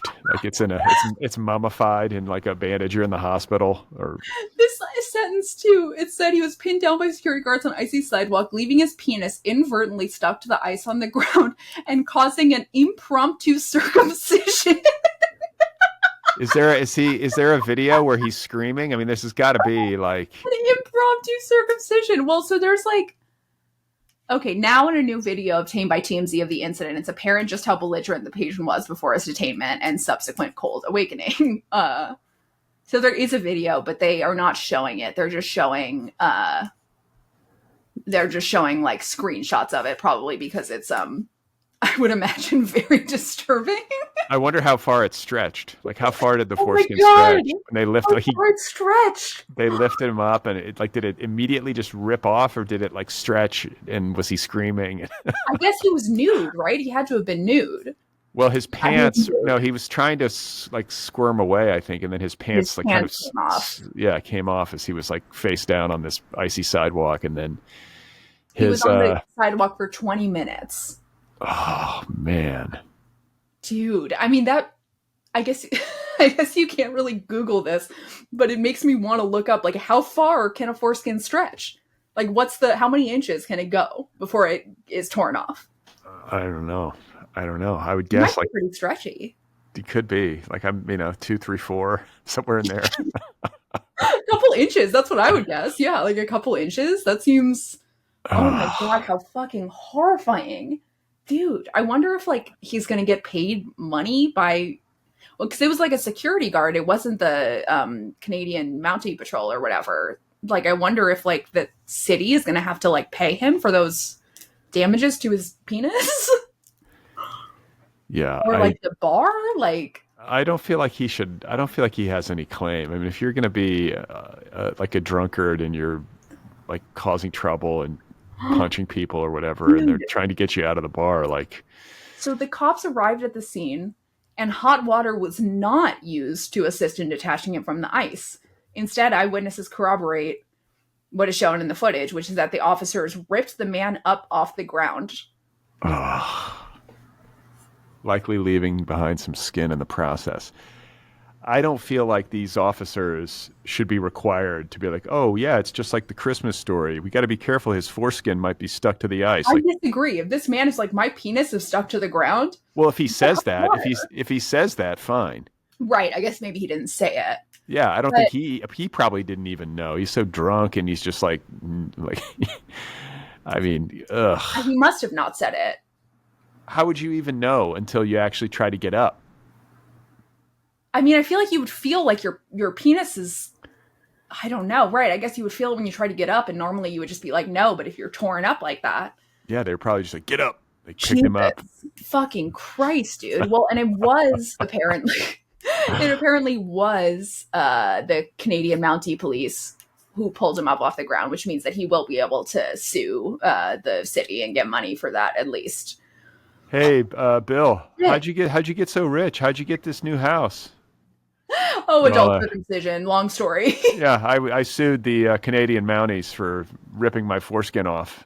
I once met a guy who was like a friend of a friend who got an adult circumcision. Damn. I was really worried when my son got circumcised that I was going to be like that. You hear all these stories of guys like passing out and stuff. It's no big deal. It's not. I mean, like once you've like. At that point, you just watch your wife give birth. I feel like nothing can really be more gory than that. Like they don't make it. They didn't. My son didn't even cry. It was nothing. Yeah, it was it's just like over. Their babies, all kinds of crazy shit is happening to them at that point. It just like is not a big deal. I don't think. No, although I don't know if I would do it to my son. Maybe I would. I don't know. I don't think I would. I don't know. I don't like the aesthetics of a foreskin. Yeah, no, that's what I'm thinking of. I'm like, oh, like aesthetic though. Like obviously you're like, I don't want to cut my baby's penis, but then like, no, do him a favor. You want them to have a good, like maybe it's a favor. Maybe you're helping them out if you do that. I mean, the only other logic that I can think of is like if like the father is not like the son's penis should look like the father's penis. That makes some sense to me, but I'm in. Doesn't make any sense at all. What the fuck are you talking about? Well, it's like it's a tradition. It's a tradition you pass down through the generations. But I feel strongly that I'm in favor of circumcision, just as like a cleanliness and just like it's just weird to have that extra skin. It's like ugh. I feel like very neutral about it. I feel like either way, it's fine. I've run into my share of uncircumcised penises before, and they were fine. I didn't mind them. Same as a regular penis. I don't know. I just feel like it's like easier to keep things clean when you don't have. That might be true. You know. Like, is it like you have to go like under the foreskin to clean it? Like you have I to, don't know. I've never had to do that, so I'm just like, okay, you know, it just seems nicer. Just like I'm gonna Google that later. Tidy up. Tidy up. Tidy up your foreskin. Plus, you know, if this guy, I don't know if this guy was it sounds like this guy was uncircumcised. If he wasn't, that would be really bad. If you get arrested and pinned on an icy sidewalk, face down, nude, free circumcision, you probably stand a better chance of not losing. But I mean, if you're not circumcised and then it's just your penis stuck to the ground, then you're losing like a part of your actual. I mean, I feel like even if he wasn't circumcised, like if you just tear the foreskin off, it probably tears part of the regular skin too. Ugh. It's like attached, right? Like it's like part of it you have to cut it. It has to be attached. I cannot imagine what kind of sound that guy made. Oh my God! I don't care how drunk you are. Oh no! He would have fucking like it would have been like blood curdling. Like it would have been the kind of thing that none of those cops will ever forget. Like owls like flew like out of trees like when he screamed, like it was like birds alighted in the middle of the night. Like people like woke up from like a dead sleep. Like, oh my God, what happened? All across Canada. Sounds like a man who just got his foreskin torn off. Did you hear that? That was a foreskin. It's the only sound that could possibly be. A man's unmistakable. It's an unmistakable shrieking sound of the foreskin tearing. We've all heard it before. Good Lord. So good luck to the guy in Canada. I hope his penis is okay. Yeah, ice it down, buddy. Ice it down. Maybe get some plastic surgery. Ice it down. Maybe that's like maybe traumatizing now. Maybe like a heat. What do you call it? A heat pad or something? Yeah, he might never want to see ice ever again. Damn, that's so hardcore. It's so hardcore. All right, Mira. So I think we're on to what we're watching. Yes, Brad. What have you watched since we last spoke? I went to a movie. For the first, shocking, like in the theater for the first time in many years. Wow. And, I was very happy to be there. It was lovely. I had a great experience. Why? What made you decide to go to the theater after all these years? A friend of mine invited me. And like, this is my theory. Like I will do just about anything social if somebody invites me. And so I go out like 3 or 4 times a year. But I mean, like my friend was like, you want to go see a movie? I was like, yeah, I do. Yeah, hell Let's go. So I went to see A Complete Unknown, the Bob Dylan movie, which I did want to see, and I'm happy that I saw it in a theater, and I liked it. You're happy you saw it in a theater? Why is that? Because the sound was good? Yeah, just like it's the big experience, you know. And I think I'm going to take my daughter because I want her to see it. I want her to like have like at least some knowledge in a broad way of this cultural history. Is she going to be insanely bored?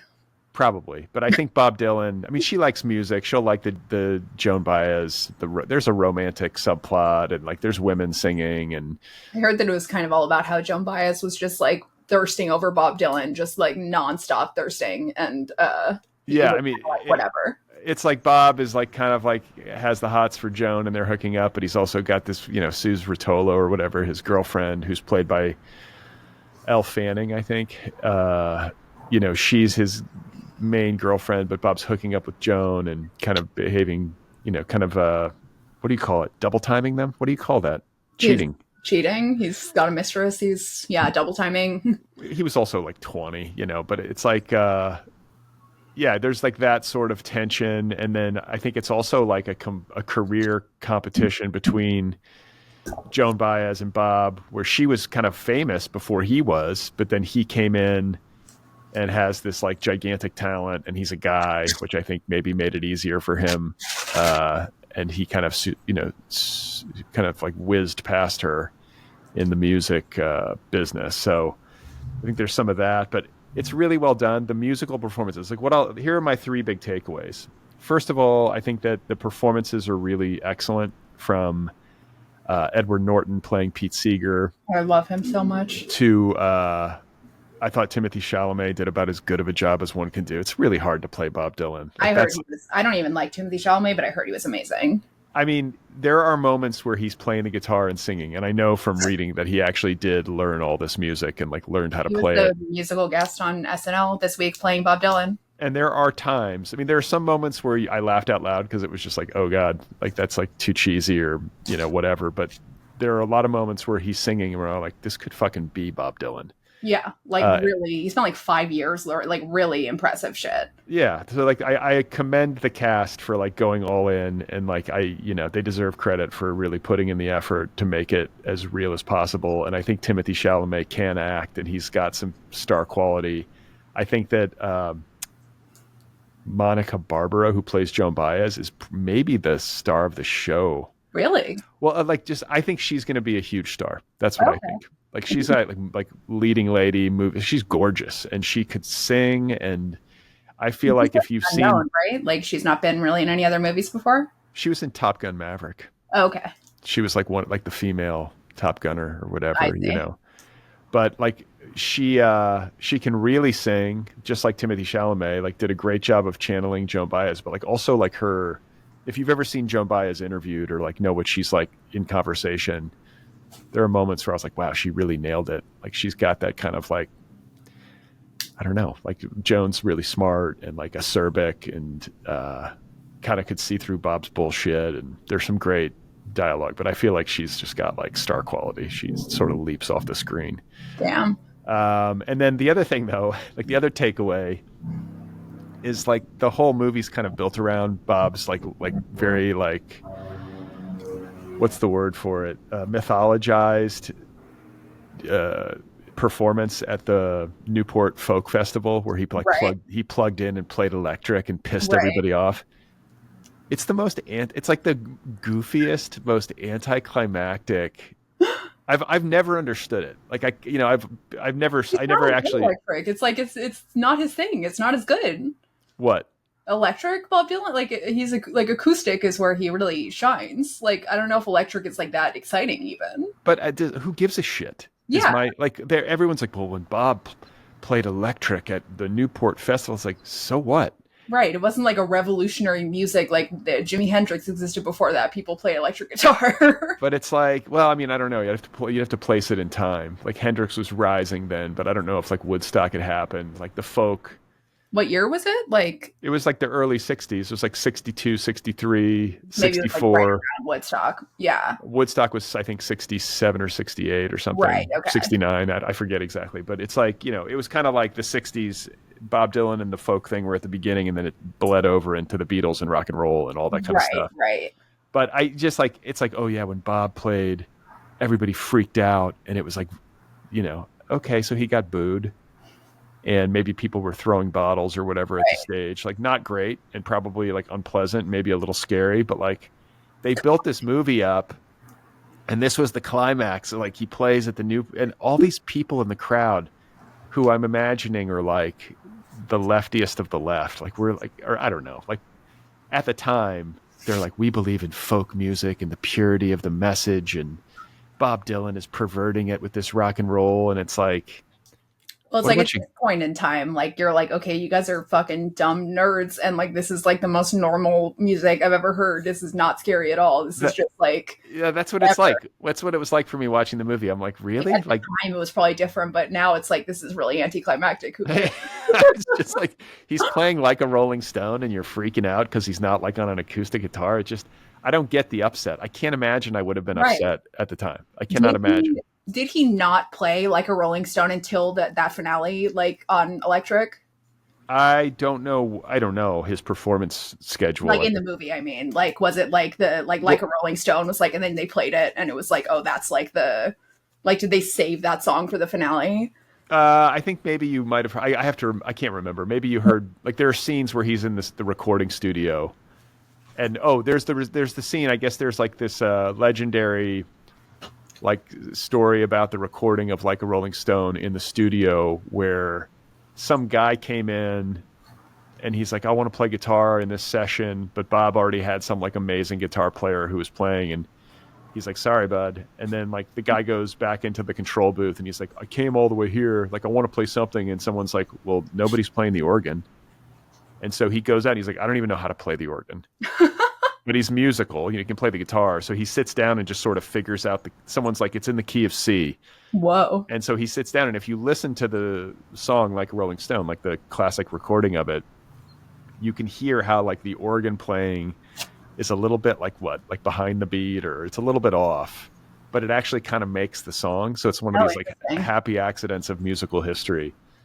That's like one of the only Bob Dylan songs that I really truly love. Like I'm not like, I don't hate Bob Dylan, but I'm not like a huge fan. I'm not like, I've never been like, oh, like I love Bob Dylan, but I like a Rolling Stone. It's a really great song. I love that song. He's amazing. I mean, like he's like a Haley's Comet talent. And yeah, I mean, like I certainly like recognize like his talent and just like the way that he like changed folk music and rock music, like everything is like, I just like, I'm not a huge fan personally, I guess. I guess I don't like folk music all that much. No, I'm not a folk music. I like the Bob. I mean, I like Highway 61 Revisited. That album, I love. Damn, that's a Bringing It All Back Home. I love, and Blood on the Tracks.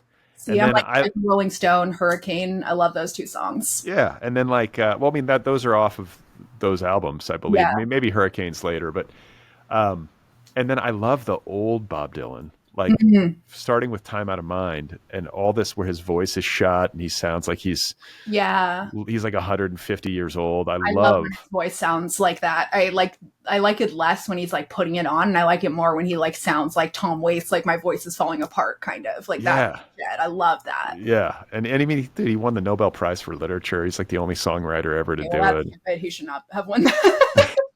But I think his contribution to like, here's a hot take. If Bob Dylan won the Nobel Prize for Literature for his music, Taylor Swift deserves 3. Oh, please. I will stand by that until the day I die, and I mean it not sarcastically. I mean it 100% earnestly. Well, maybe she will. Maybe like 40 years from now or something, they'll give it to her. Yeah, you know? I hope so. She's an incredible lyricist. Yeah, I don't know. There's something like, I think she's a great pop songwriter and she's got a way with lyrics for sure. But I feel like there's something about this like mythical, ageless, like historical quality to Bob Dylan's songs. Like, do you know what I'm saying? Like the subject matter, like Masters of War and like the Blowing in the Wind and like all these like political songs. Like, I don't know if she hasn't gone there. Like most of her songs are pop. So it's like relationships, love, breakups. But we don't really have a lot of like political music these days. Like you see it in like hip hop. Like you see like sometimes you see, but like when was the last time there was like a truly like great song with like a political message that felt like cool and like an interesting good song that is it's like, hard. Like a Dylan level. I feel like recently we don't really have that, do we? Like Rockin' in the Free World by Neil Young. But like what about like the last like 10, 20 years? Like almost nothing. Nipsey Hussle had that song Fuck Donald Trump. Yeah, but like that's true. But I don't know how popular it was. It was pretty popular, but it was also like simple. Like fuck Donald Trump. Like Bob Dylan songs are not like fuck Richard Nixon, although wrong president maybe, but like it's you know, he's singing like Hurricane, he's singing about specific people and specific, it's like I can't really think of like music that is, there's music that's speaking to like issues of individuals of being gay or trans or you know, of color or a woman or things like that are like inherently sort of political, but it's personal. I can't really think of any music that is like... Well, it doesn't sell. Who wants to listen to a bunch of music like... Sold for Bob Dylan. Well, it was also in the time, in the context of its time, like the 60s. The 60s were... I mean, I think there could be a time coming when that kind of music will start to emerge, you know, and people start to like rally around it and stuff. Yeah, the union makes us strong, you know, all that shit. The Woody Guthrie shit. But like, I don't think like... The thing too is that like, I think one of the things that really appeals to me about Bob Dylan and the musicians of those baby boomer musicians is how tethered they were to music history and how deeply rooted and like all the American roots music, like he really knew all that stuff and could really play. It's all black people. It's like all of the white musicians who are, you know, iconic rock history legends like Elvis or Led Zeppelin or Bob Dylan. It's all people who studied black music and who were students of black music who were able to take it and make it appeal to white people, which is like, you know, not to say that Bob Dylan and Led Zeppelin aren't incredibly amazing and talented and, you know, have lots of black fans, but that's what it is. That music came from black people. And that's why rock and roll, for example, was seen as so edgy and like so crazy to, white middle class America is because it was Black music. Yeah, Elvis. Yeah, my mom has told me about like, that her parents didn't want her watching Elvis. Yeah, Elvis the pelvis. Yeah, I mean when he was like thrusting his, I mean like you look at it now and you're like, this is nothing. But he was the first man who was ever slut shamed. Yeah, he was quite handsome, Elvis Presley, in his prime. Before he got all fat and crazy. He was very handsome. He was incredibly good looking. Yeah. So I don't know. I liked it though. I thought that A Complete Unknown was an enjoyable film. I also don't know Bob Dylan's like history well enough to know. I'm sure they compressed and tweaked a lot, but it's a very easy movie. Like I could very easily imagine a movie like that being like comically bad. Yeah. The fact that it isn't comically bad is like it's impressive. It's like, okay. I mean, if you're going to take on that guy and that story and you're going to try to render it into a entertaining movie that does the spirit of him and the spirit of his work justice, like you could do much worse. Yeah. That's what I've heard. Like it could have been a really incredibly shitty movie, and it seems like it's actually pretty good, which is just impressive alone. Yeah. And the poor Elle Fanning, the Suze Rotolo, kind of feel bad, like the way that she's characterized, because she's just kind of characterized as like the other woman or the jilted lover. But I guess that's kind of how it was back then. It's all this shit is like you kind of dress it up for the movies. It's like dramatized for the movies. So I guess that just comes with the territory. I wonder how, is she alive still? No, she died. Okay. I looked all this up afterwards, but it's like the thing about it too is that like Suze Rotolo, this was like Bob, they dated when Bob was like 20. She was maybe a little bit older. They were like children, basically. They were like children, basically. And then she was she's the girl that's on the cover of that album with him, the Free Will Bob Dylan, where they're like walking up that snowy street in New York. And so like, that's kind of how like the culture like knows her. She's just like the girl with Bob.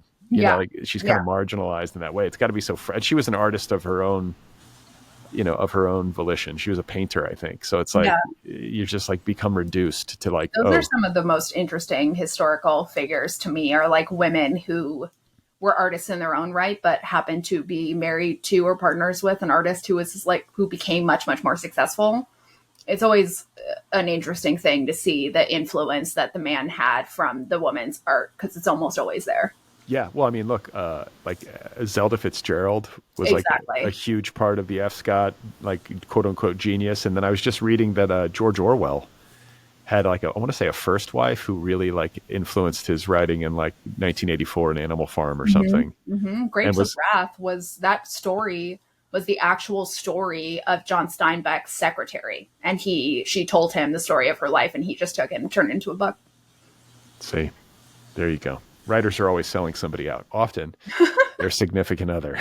That's right. That's what I do with Tyler. He writes all my poetry and I just get credit for it. That's right. He's a beautiful soul, Tyler. He's got so much to say. Got so much to say, except don't tell anybody. I wrote it, not Tyler. Wow. So let's see. This weekend, I had a big weekend for watching things because after last week on the episode, you mentioned that you will fall asleep to Lord of the Rings. It's a comfort watch for me, right, the Lord of the Rings trilogy. Right. And Tyler really was cracking up in the other room hearing you say that you like watch Lord of the Rings to like calm down from like Trump news. I like the New Zealand landscapes. That's what I like. It really cracked us the fuck up. And for some reason, we decided, okay, we're going to watch all 3 Lord of the Rings movies this weekend, which is a big fucking undertaking because those are 4 hours each. So like we're talking like 12 hours straight of movies here this weekend. We really hunkered down. And by the way, it's really hard for Mira to get super stoned and sit on her ass for 16 hours. Yeah. I'm always wanting to exercise. I'm always wanting to go on hikes and go outside and, get vitamin D from the sunlight and socialize. It's really hard for me to sit down and watch movies. I'm being sarcastic. Sitting is the easiest thing I've ever done in my life. I could sit here for days and days and be totally happy. Yeah. Born to sit. Born to sit. Exactly. Born to sit, forced to stand. So I really don't know a lot about Lord of the Rings, like almost nothing. I think I watched the first movie when I was really, really young. I never read the books. I which is not to say that I wasn't a huge nerd. I love Star Trek. I'm a huge Star Trek fan. Lord of the Rings was just never really my thing. I never really like was that into like fantasy stuff. Wait, would you watch like the old school Star Treks? I mean, like all of them. Next Generation was like my main shit. Oh, okay. So, but I mean, like the old, like what's his name? Who plays Captain Kirk? Who's the actor that plays Captain Kirk? What's his name? William Shatner. Oh yeah. So Yeah. the Shatner kid, like that one, not the one with Chris Pine. No, God, no, not the one with Chris Pine. No, not the new Star Treks at all. Only the old ones. That's interesting. So, and who your parents gave you that? They were like, check this out. Yeah, like my mom liked it. My dad liked it a lot. Although I never really listened to my dad. We had like a box set, like a VHS box set at home, and we didn't have cable. We just had a TV with like VHSs, and so I would just kind of watch the same VHSs over and over. And I think when I was like 12, I got really into Star Trek. Wow. Okay. But, yeah. I've never seen a Star Trek, I don't think. Oh, you would love it, honestly. Like it's like sci-fi, but it all has like a very like positive message about the world that's like, you need to like not hurt animals, or you need to like not destroy the environment or whatever. But then it like it's in this like it's like very funny sort of campy old sci-fi context. This is just a quick aside. One of the funniest stories that I can think of that still makes me laugh to this day is when I was in high school, my friend's dad died. My mom and I went to the funeral, and we sat next to my other friend and his dad. And his dad was very, very awkward. My mom is very young and beautiful. And he said to my mom, "You look like Lieutenant Uhuru, who is the one female on Star Trek who is black. And looks nothing like my mom at all. Like not even a little bit." It was really funny. I like in keeping with the traditions of this show, I have to say that this is interesting. I saw Leonard Nimoy, who's now dead, in Beverly Hills years ago. Really? It was like on like Rodeo Drive or some shit. It was like right in Beverly Hills, and I don't know why I was there, but I was there and I saw him get out of his car, walk around, something like that, or he drove past me. Maybe he was at like a valet and then got in his car. And then I also have seen the guy who played Spock in the new ones. Really? Who played Spock in the new ones? Oh God, I can't think of the name of the actor. He looks just like, it's a great casting call. Huh. I was in high school. I was good friends with Leonard Nimoy's grandson, Jonah. Okay. Well, there you go. Yeah, so, never met him though. Never met Leonard. But you watched all these Lord of the Rings? So this weekend I watched all the Lord of the Rings. I know nothing about Lord of the Rings, so I went in pretty much blind. And I want everybody to know, those who are not watching, I'm holding up my notebook right now. I took notes with questions. Copious notes. Copious notes with questions. So admire my handwriting for those of you who are watching. It's very small and very neat. Look at that.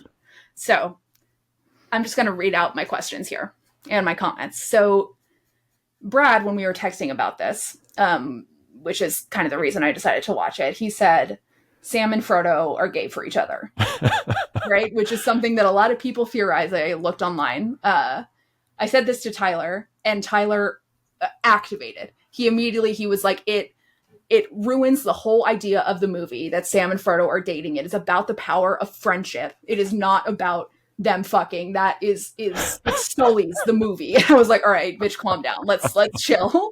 And so we watched the movies. And I came away from them realizing Tyler is absolutely correct. Sam and Frodo are not gay, and it is about the power of friendship. However, Merry and Pippin, super gay. Those two are fucking, like, objectively, they are fucking. The movie made it very clear. There's a lot of homoerotic subtext in The Lord of the Rings, in my view. Yes, but Sam and Frodo, they love each other. They love each other the same way that I love Natasha. Natasha's the love of my life. I love her so much. That's Sam and Frodo. Yeah. Merry and Pippin, fucking. Okay. That's what I think. Well, and then it's worth noting that Sam Gamgee gets married and has children at the end of the trilogy. And when they're on the volcano almost going to die, Sam says, like... I want to blow you, Frodo. He says, I want to blow you, Frodo, and then Frodo gets his dick out, and then they get saved. Mr. Frodo. Mr. Frodo. No, he says, you know, if we ever get back to the Shire, I'm going to marry a girl whose name I forgot. And then he does. So I would say like he's at the very end of his life and he's thinking about a beautiful girl in the Shire. It's about the power of friendship. All right. But I mean, they're jumping around in bed with each other. They're constantly crying and hugging each other. And I know like toxic masculinity, blah, blah, blah. Guys need to be more comfortable with their feelings, but I feel like it's a bit much. Like you gotta... I sleep in beds with my girlfriends. I cry to them all the time. We talk about our feelings all the time. Men should do that because it's healthier. I guess, but it's nicer. When I have a hard time, you know, I can talk to my husband about it. I can talk to my mom, but really anything I can say to my girlfriends and they will always talk to me about it and vice versa. And that's how women survive. And I think men would be a lot happier if they had that. That's not going to happen. Guys aren't wired like that. Some guys do. Some guys have best friends. I have a friend I talk to like multiple days a week, and we commiserate, but we're not like crying and being like, Mr. Frodo, like just the constant crying in those movies with these guys. But like, what if your friend like had a really bad divorce and came over and wanted to talk about it? He might start crying. Maybe that'd be fine. Yeah, and that would be fine. Exactly. But I mean, you know, if he started doing it every week with different things, I'd probably send him to a psychiatrist. Well, I mean, you're also not like on a hunt to destroy the ring in the Fires of Mordor. So continuing with my comments. Oh, yeah, please. So I'm obsessed with the little Hobbit homes and the little items. Love the weird scale of all of it. It's my favorite. Wonderful. Totally. The food all looks delicious. Yes. I was really stoned when I wrote this one. It just says, "This is movies." I don't know. I love that Gandalf is canonically a stoner and was smoking weed for the whole movie. I think Gandalf is my favorite, maybe my favorite. I think Ian McKellen's performance as Gandalf is maybe incredible. It's the anchor of the whole movie. It is. It really is. It's so good. And then I wrote, Saruman does not equal Sauron. That was really, really confusing for me at first. I don't even know what that means. Saruman is the old guy with the straight hair. Sauron is like a being that doesn't have a body. He's like evil eye. Yeah, the Eye of Sauron is like the fiery eye in Mordor. So when I saw Saruman, I was like, oh, that's Sauron. And Tyler was like, no, Sauron doesn't have a body. So I wrote Saruman does not equal Sauron. Okay. For my own memory. Good. I feel bad for Gollum. He's adorable. Yes. Merry and Pippin are perfect. I love them.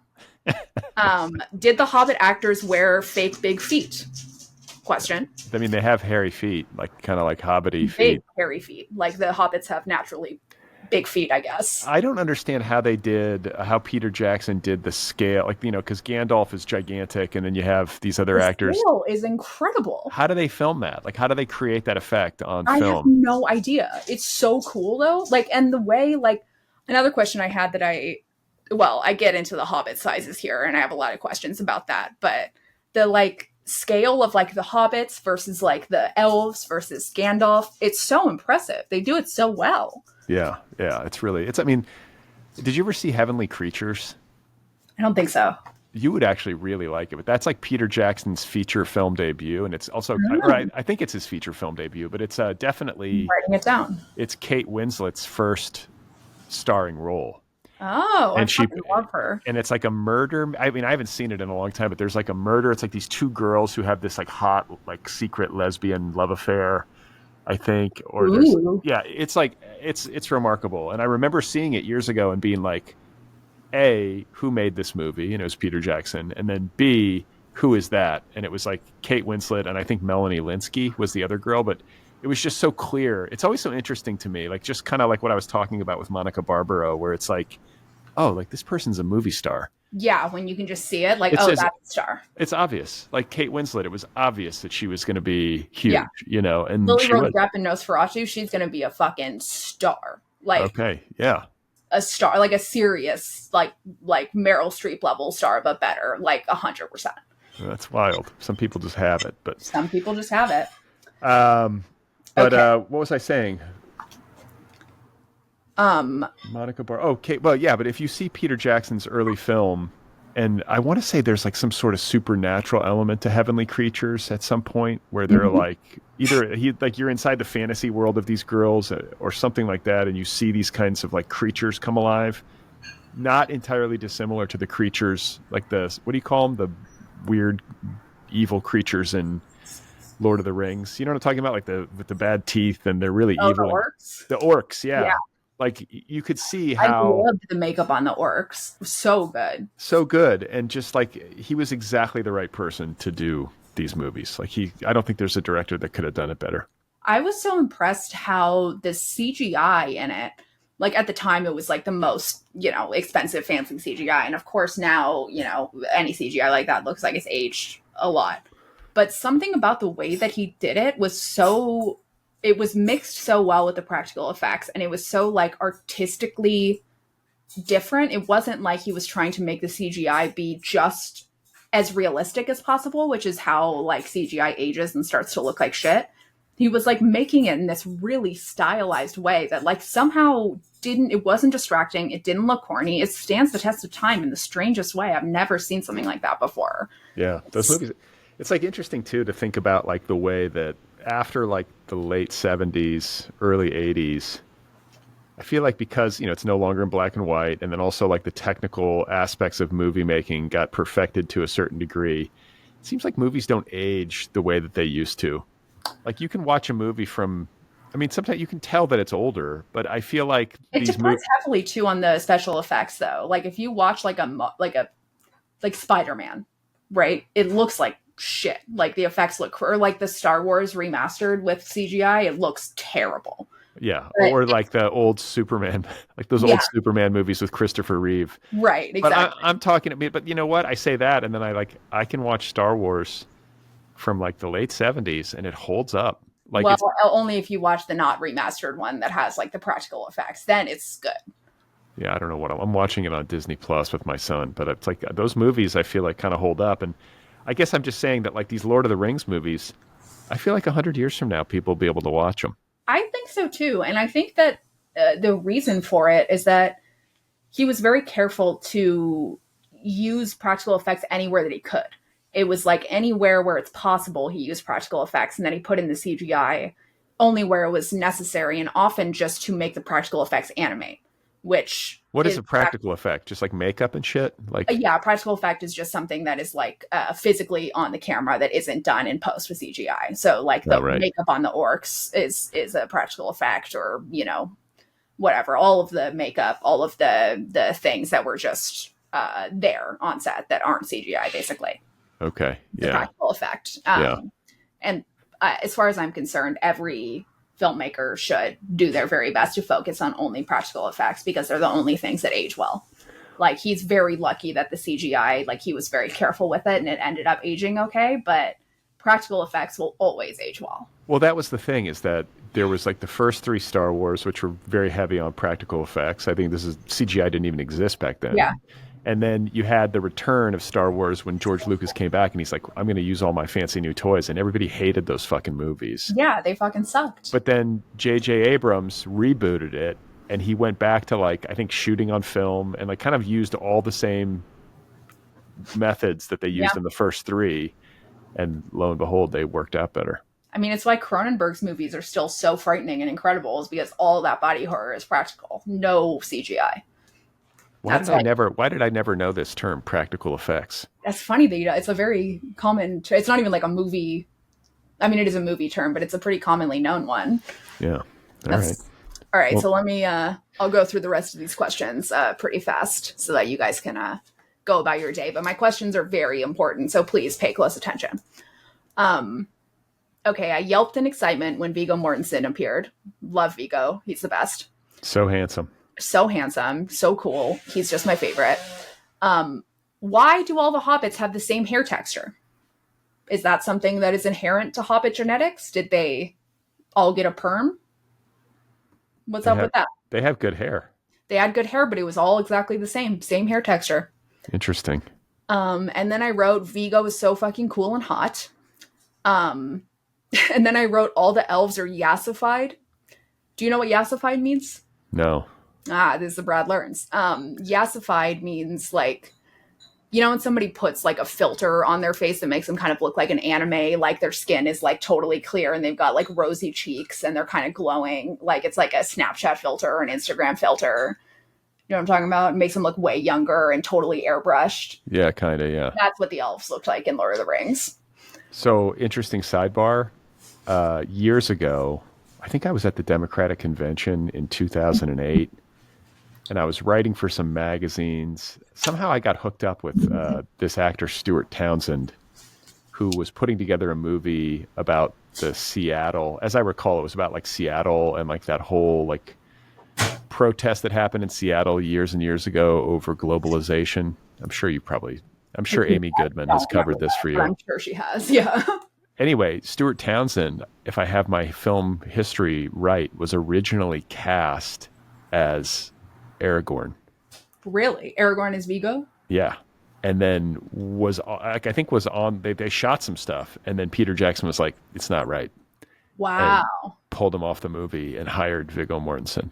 Smart. Vigo, is the best. That's crazy. Yeah, you can't argue. I mean, there's no one else. You can't even imagine anybody else in that role other than Viggo. Sense. But like, think about like this guy's career. Yeah, holy fuck, dude. Because these are like the biggest. Lord of the Rings, he would have been like fucking global. Global. Yeah. So it's it's kind of a heartbreaker. You're like, oh man, that's how lives can turn. Like one casting decision changes everything, you know? Damn, God. That's like when people are like, oh, like I almost went pro in football, but then I like hurt my Achilles tendon or whatever. Like that's the kind of story he's going to be telling. Like I was almost in Lord of the Rings. Yeah. I was cast as Aragorn. It's probably not a story he loves telling, but. Right. And then I was fired. And then I got fired because but you got to get it right. You got to have it right, you know? So I have like two more questions about Lord of the Rings, and I would like you to answer them because I am confused about these ones specifically. I'll try. So it's Lord of the Rings, plural, right? So that means that there's multiple rings, I assume, which is confusing because the movie's only about one ring. I asked Tyler about that. He said that a bunch of rings were created, and this is the most powerful of the rings, I guess. I think that's right. So what do all the other rings do? Where are they? Who's using them? Are they destroyed also? Why did they make more rings than one? Yeah, that's a good question. See, you have to be a total nerd to get into the like minutia of the Tolkien universe. Like I can't do that. I don't engage. Like I like a fantasy movie. Like I like The Lord of the Rings, as I keep saying. Yeah. Like I like to be immersed in another world. It's like such a relief, and it's fun when it's like really rendered beautifully, but like I don't nerd out like that. Yeah. I can't. I mean, like, I obviously didn't even Google these questions, so me neither, but they were questions that I had. And the other one is, who is the Lord? Is it the ring itself being the Lord of all the other rings? Is it Sauron? Is it Frodo? It's gotta be Frodo. He's the Lord. Because he's the one who carries it. The Lord of the ring, but it's plural rings. Who's the Lord of all the rings? Is it Sauron? Is it the ring that is the Lord of all the other rings? I don't know. Who is the Lord of the Rings? Who is the Lord? I have no idea. Is it Gandalf? I don't know. Yeah, I don't know. And I was always like, if Gandalf is so powerful, can't he just like make this thing? Can he like put Frodo on an eagle and like just fly him up to the volcano and drop that shit? That's a great question. Why did Frodo have to walk all the way there with the ring? Why couldn't he put it on an eagle and just fly to Mordor? Just drop it in the fucking volcano from the sky. It wouldn't be as good of a story, I guess. I straight up cried when they pushed Gollum in the volcano. I cried. I was like, poor Gollum had such a hard life. He struggled with addiction. He had such a hard time. He's suffering. And then he gets pushed in a volcano. For what? Just because he fucking bit Frodo's finger off? Big deal. I mean, come on. Yeah, I know.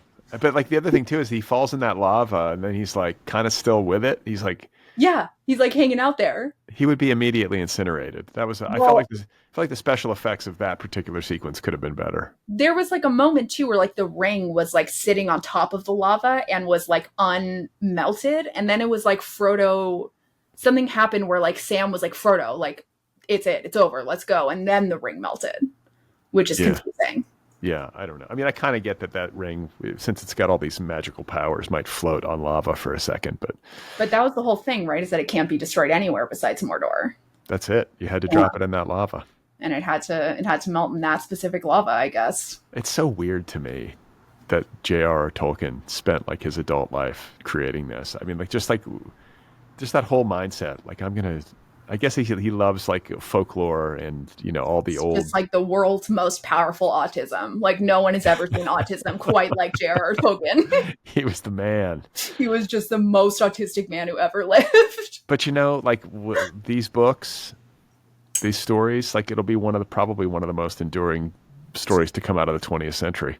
Yeah, I mean, it already, is so iconic. It's like, it's forever going to be iconic. It's going to be there like forever. If you could quantify copies sold, movie tickets sold, streams on, Netflix or wherever, the Lord of the Rings and HBO, whatever, you kind of wonder, like maybe they are, like maybe it's the most consumed story of the last like 200 years. It's possible. Yeah, it's possible. Star Wars might be up there too, but there's no, I guess the books for Star Wars. For Star Wars, right? Like there are, but they're not nearly as popular. And they're not. The movies aren't based on a book, right? The books were written after the movies. That might be right. I don't know. I think that's right. I'm pretty sure they weren't. Well, I'm glad you watched it, Mira. And now I feel like we bonded a little bit over this. We had something in common. I enjoyed them more than I thought I would. Actually, I did. I didn't think that I would like them that much, and I was totally entertained the whole time. And it's nice to just escape. And New Zealand is also the perfect place to film those movies, like for True. Middle Earth and the whole thing. Like it was just the ideal landscape. So yeah, really, really true. And just like visually so pretty, and just like the way it's filmed is so pretty, and then the environment is also so beautiful. And I mean, and again, just the Hobbit Shire with all of the things at the Hobbit scale. Like I could just spend the entire movie just like watching people cook in the Shire and just like hang out. I want to live in that landscape of the Shire. I love that they have Hobbit-sized horses. Like they weren't ponies; they were just small horses for the hobbits. Do they have like little pygmy horses or something? Maybe like is there? They looked like regularly proportioned horses, but just small. So yeah, it's so crazy. It's so cute. Huge thanks to the Weinstein Company for making The Lord of the Rings. Yeah, shout out to Harvey Weinstein. Thanks for that. And thanks I'm sure Harvey listens to this show in his cell at Rikers.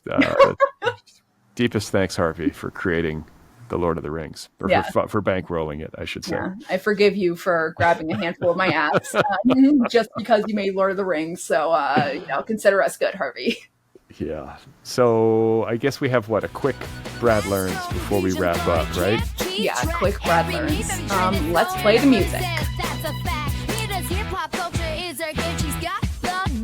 So, today's Brad Learns. Oh, Jesus. I flagged this. This is fun. I have a lot of problems with this, and I don't love this. So Cardi B has gotten her butt crack pierced. Okay. I don't love this. I'm seeing a lot of photos of her ass crack here with a piercing in it. So it appears from what I'm looking at, so anybody who's watched Jackass will recall the part where Steve-O got his ass cheeks pierced together. Classic moment. This is not what Cardi B did. It appears that she got her ass crack pierced sort of at the very top of her ass crack. She calls it her butt crack, quote, drip. Oh, ew. No. That's I get drip means diamonds and oh, does it? Know that? Yeah. So if you're that's drip, you're I'm wearing drip, it's dripping, it's you've got gold chains, diamonds, or maybe a really stylish outfit, that's the drip, it's something that looks fancy and good and flashy and whatever. But to use that word about a piercing that you got in your ass crack, I'm just not. It's not cute. It's not cute.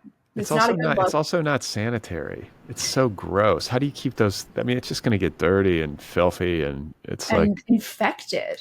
Yeah. It's going to get so infected. It's going to get keloids and shit. I'm just I think you got too much money and too much time when you're sitting around you know what I'm going to do today. And of all the things to get pierced, it's not even cute. Again, it's not cute. It's not cute. It's not you could get naked and be oh, look at that cute piercing. No, it's yucky. It's gross. It's dirty. And she put diamonds in there. She put diamonds in her ass, basically. What happens if like they get loose and the diamonds fall in the toilet? That seems like a real possibility. I think, yeah. I'm just like, I don't know the How wipe. does she sit down while it's healing? How do you wipe? Well, the whole thing is just Well, really so it's problematic. at the very, very top of her ass crack, like not near her asshole. It's like almost her lower back, but It doesn't matter. It doesn't matter. It's not cool. It still, doesn't matter. It's like, even if you get like a belly button piercing, it tends to get infected. Can you imagine an ass crack piercing? No, I've never heard of it until now. That's why I flagged it. I was like, okay, this is new. I've also never heard of it. It seems like something that didn't really exist and probably shouldn't going forward. And I think on Twitter, she tweets, so, Cardi B says, so, ... I got my butt crack pierced. And then she puts the little emoji of somebody laughing with a hand over its mouth. You know, the face laughing with a hand over its mouth.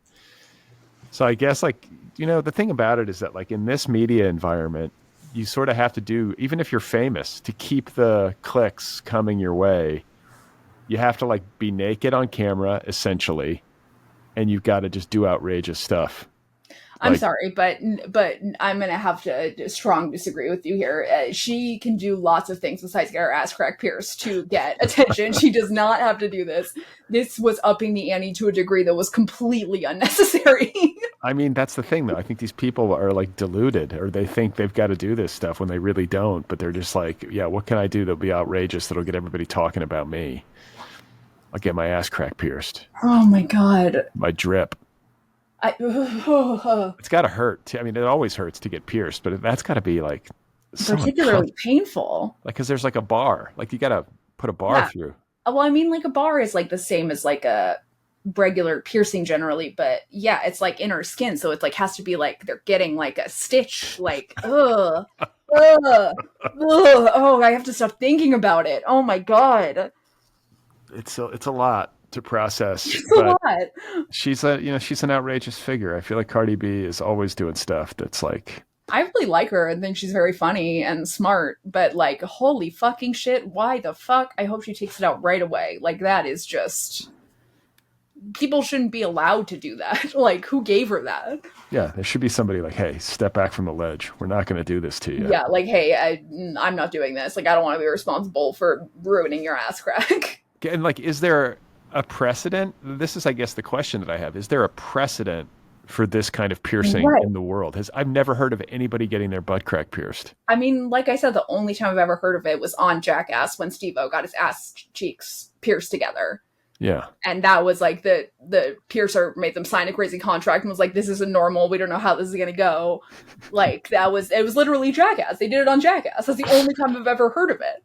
Oh my God. Well, she's a trendsetter. She's breaking new ground. And God, I hope it's not a trend. I hope she's got some rubbing alcohol back there. She's swabbing it regularly. And fun fact: don't use rubbing alcohol on your piercings because it also kills the good bacteria. So what do you use? Castile soap. Use Dr. Bronner's. It's called Castile soap? Yeah, that's what Dr. Bronner's is. Oh, Castile soap. Is it? Yeah. Oh, that's what I use. That's what I use when I shower. I don't. Same. Really? Mm-hmm. Because it's like natural. Dr. Bronner's fan. Yeah, it's like I also have very sensitive skin. I can like easily like break out and like get rashes from like fragrance and stuff like that. So I just stick with the original Dr. Bronner's. That's what Lenny Kravitz uses. Man, I take all my cues. I'm like, whatever that guy's doing, he uses it to wash his hair. He uses it to wash his clothes. He does everything with it. Don't use that to wash your hair, Brad. Don't do that. Use shampoo. Do not be one of these men who they're like, oh yeah, I just like wash my whole body and my hair with dish soap. No. You need two separate products. Okay, I use shampoo. I do use shampoo. Thank God. But you could use Dr. Bronner's Castile soap to also wash your clothes. I guess you could use it as detergent, theoretically. You can wash your car with that, too. You can do everything with it. Yeah. It stands the test of time, that product. Yeah, Dr. Bronner's, he may have schizophrenia, but my boy can really make soap. Does he? Was he? No, but like, look at the bottle. It's fucking insane. It's fucking... I just like I like how like flagrantly crazy it is. I'm like, yes. I love it. It's like, I think it's great branding. I love it. Yeah. So for people listening, if you're not familiar with Dr. Bronner's magic soap, if you go to the store and you pick up a bottle, like there's literally like 6,000 words in the tiniest print. And it's like all these messages of like peace and whatever it is. And he's like trying to promote goodness somehow. It's very insane, but my boy can really make soap, and I do consider this an official recommendation to listeners everywhere. Try Dr. Bronner's. Send us a message. Let us know how it goes. And if you're listening and you're an executive at the Dr. Bronner's soap We want a company, sponsorship. yes, you could sponsor Brad and Mira for the culture. You could send us product, and we would be happy to develop. I a will business genuinely relationship. recommend it. This is an unsponsored recommendation, so imagine how good my sponsored recommendation would be. Be over the top. Yeah, very over the top. Everyone would hate it. I wonder what kind of soap hobbits use. Probably Dr. Bronner's. I feel like Castile soap would, because like, isn't it just made from oil? It's like made from natural. You could eat Dr. Bronner's soap. Yeah, it's like really like. I mean, I wouldn't recommend eating it, but you probably could and not get sick. That's what I mean. Like, it's not like you want to, but if it happened, you wouldn't be like taking in like industrial chemicals. Yeah, no, it's like it's natural. It's like you can use it on babies and shit like that. That's I think hobbits either use no soap or they use that. All right, you heard it here first, ladies and gentlemen. I bet you Sam Gamgee and Frodo like to wash each other with Dr. Bronner's Castile soap. Incorrect. Merry and Pippin do though. Hey, listen, friends can care about each other's cleanliness. I don't know why why did you assume that it was sexual, Mira? I was just saying that they like to clean each other. You know what? You're the one who said that they want to be naked in a shower, all wet and soapy, touching each other, not me. All right, Mr. Frodo. There's no industrial chemicals in this, Mr. Frodo. Tyler's gonna get so mad when I'm off this call. He's gonna be like, Brad is ruining the whole Lord of the Rings point, which is friendship. It's about the brotherhood. All right, Mira. Well, I think we've done our duty today, dissecting the culture for the general public. It is always good to see you and to talk with you. Thanks to everybody for listening, and we're going to be back next week with more, right? Right, and you guys have a lovely week. Talk to you soon.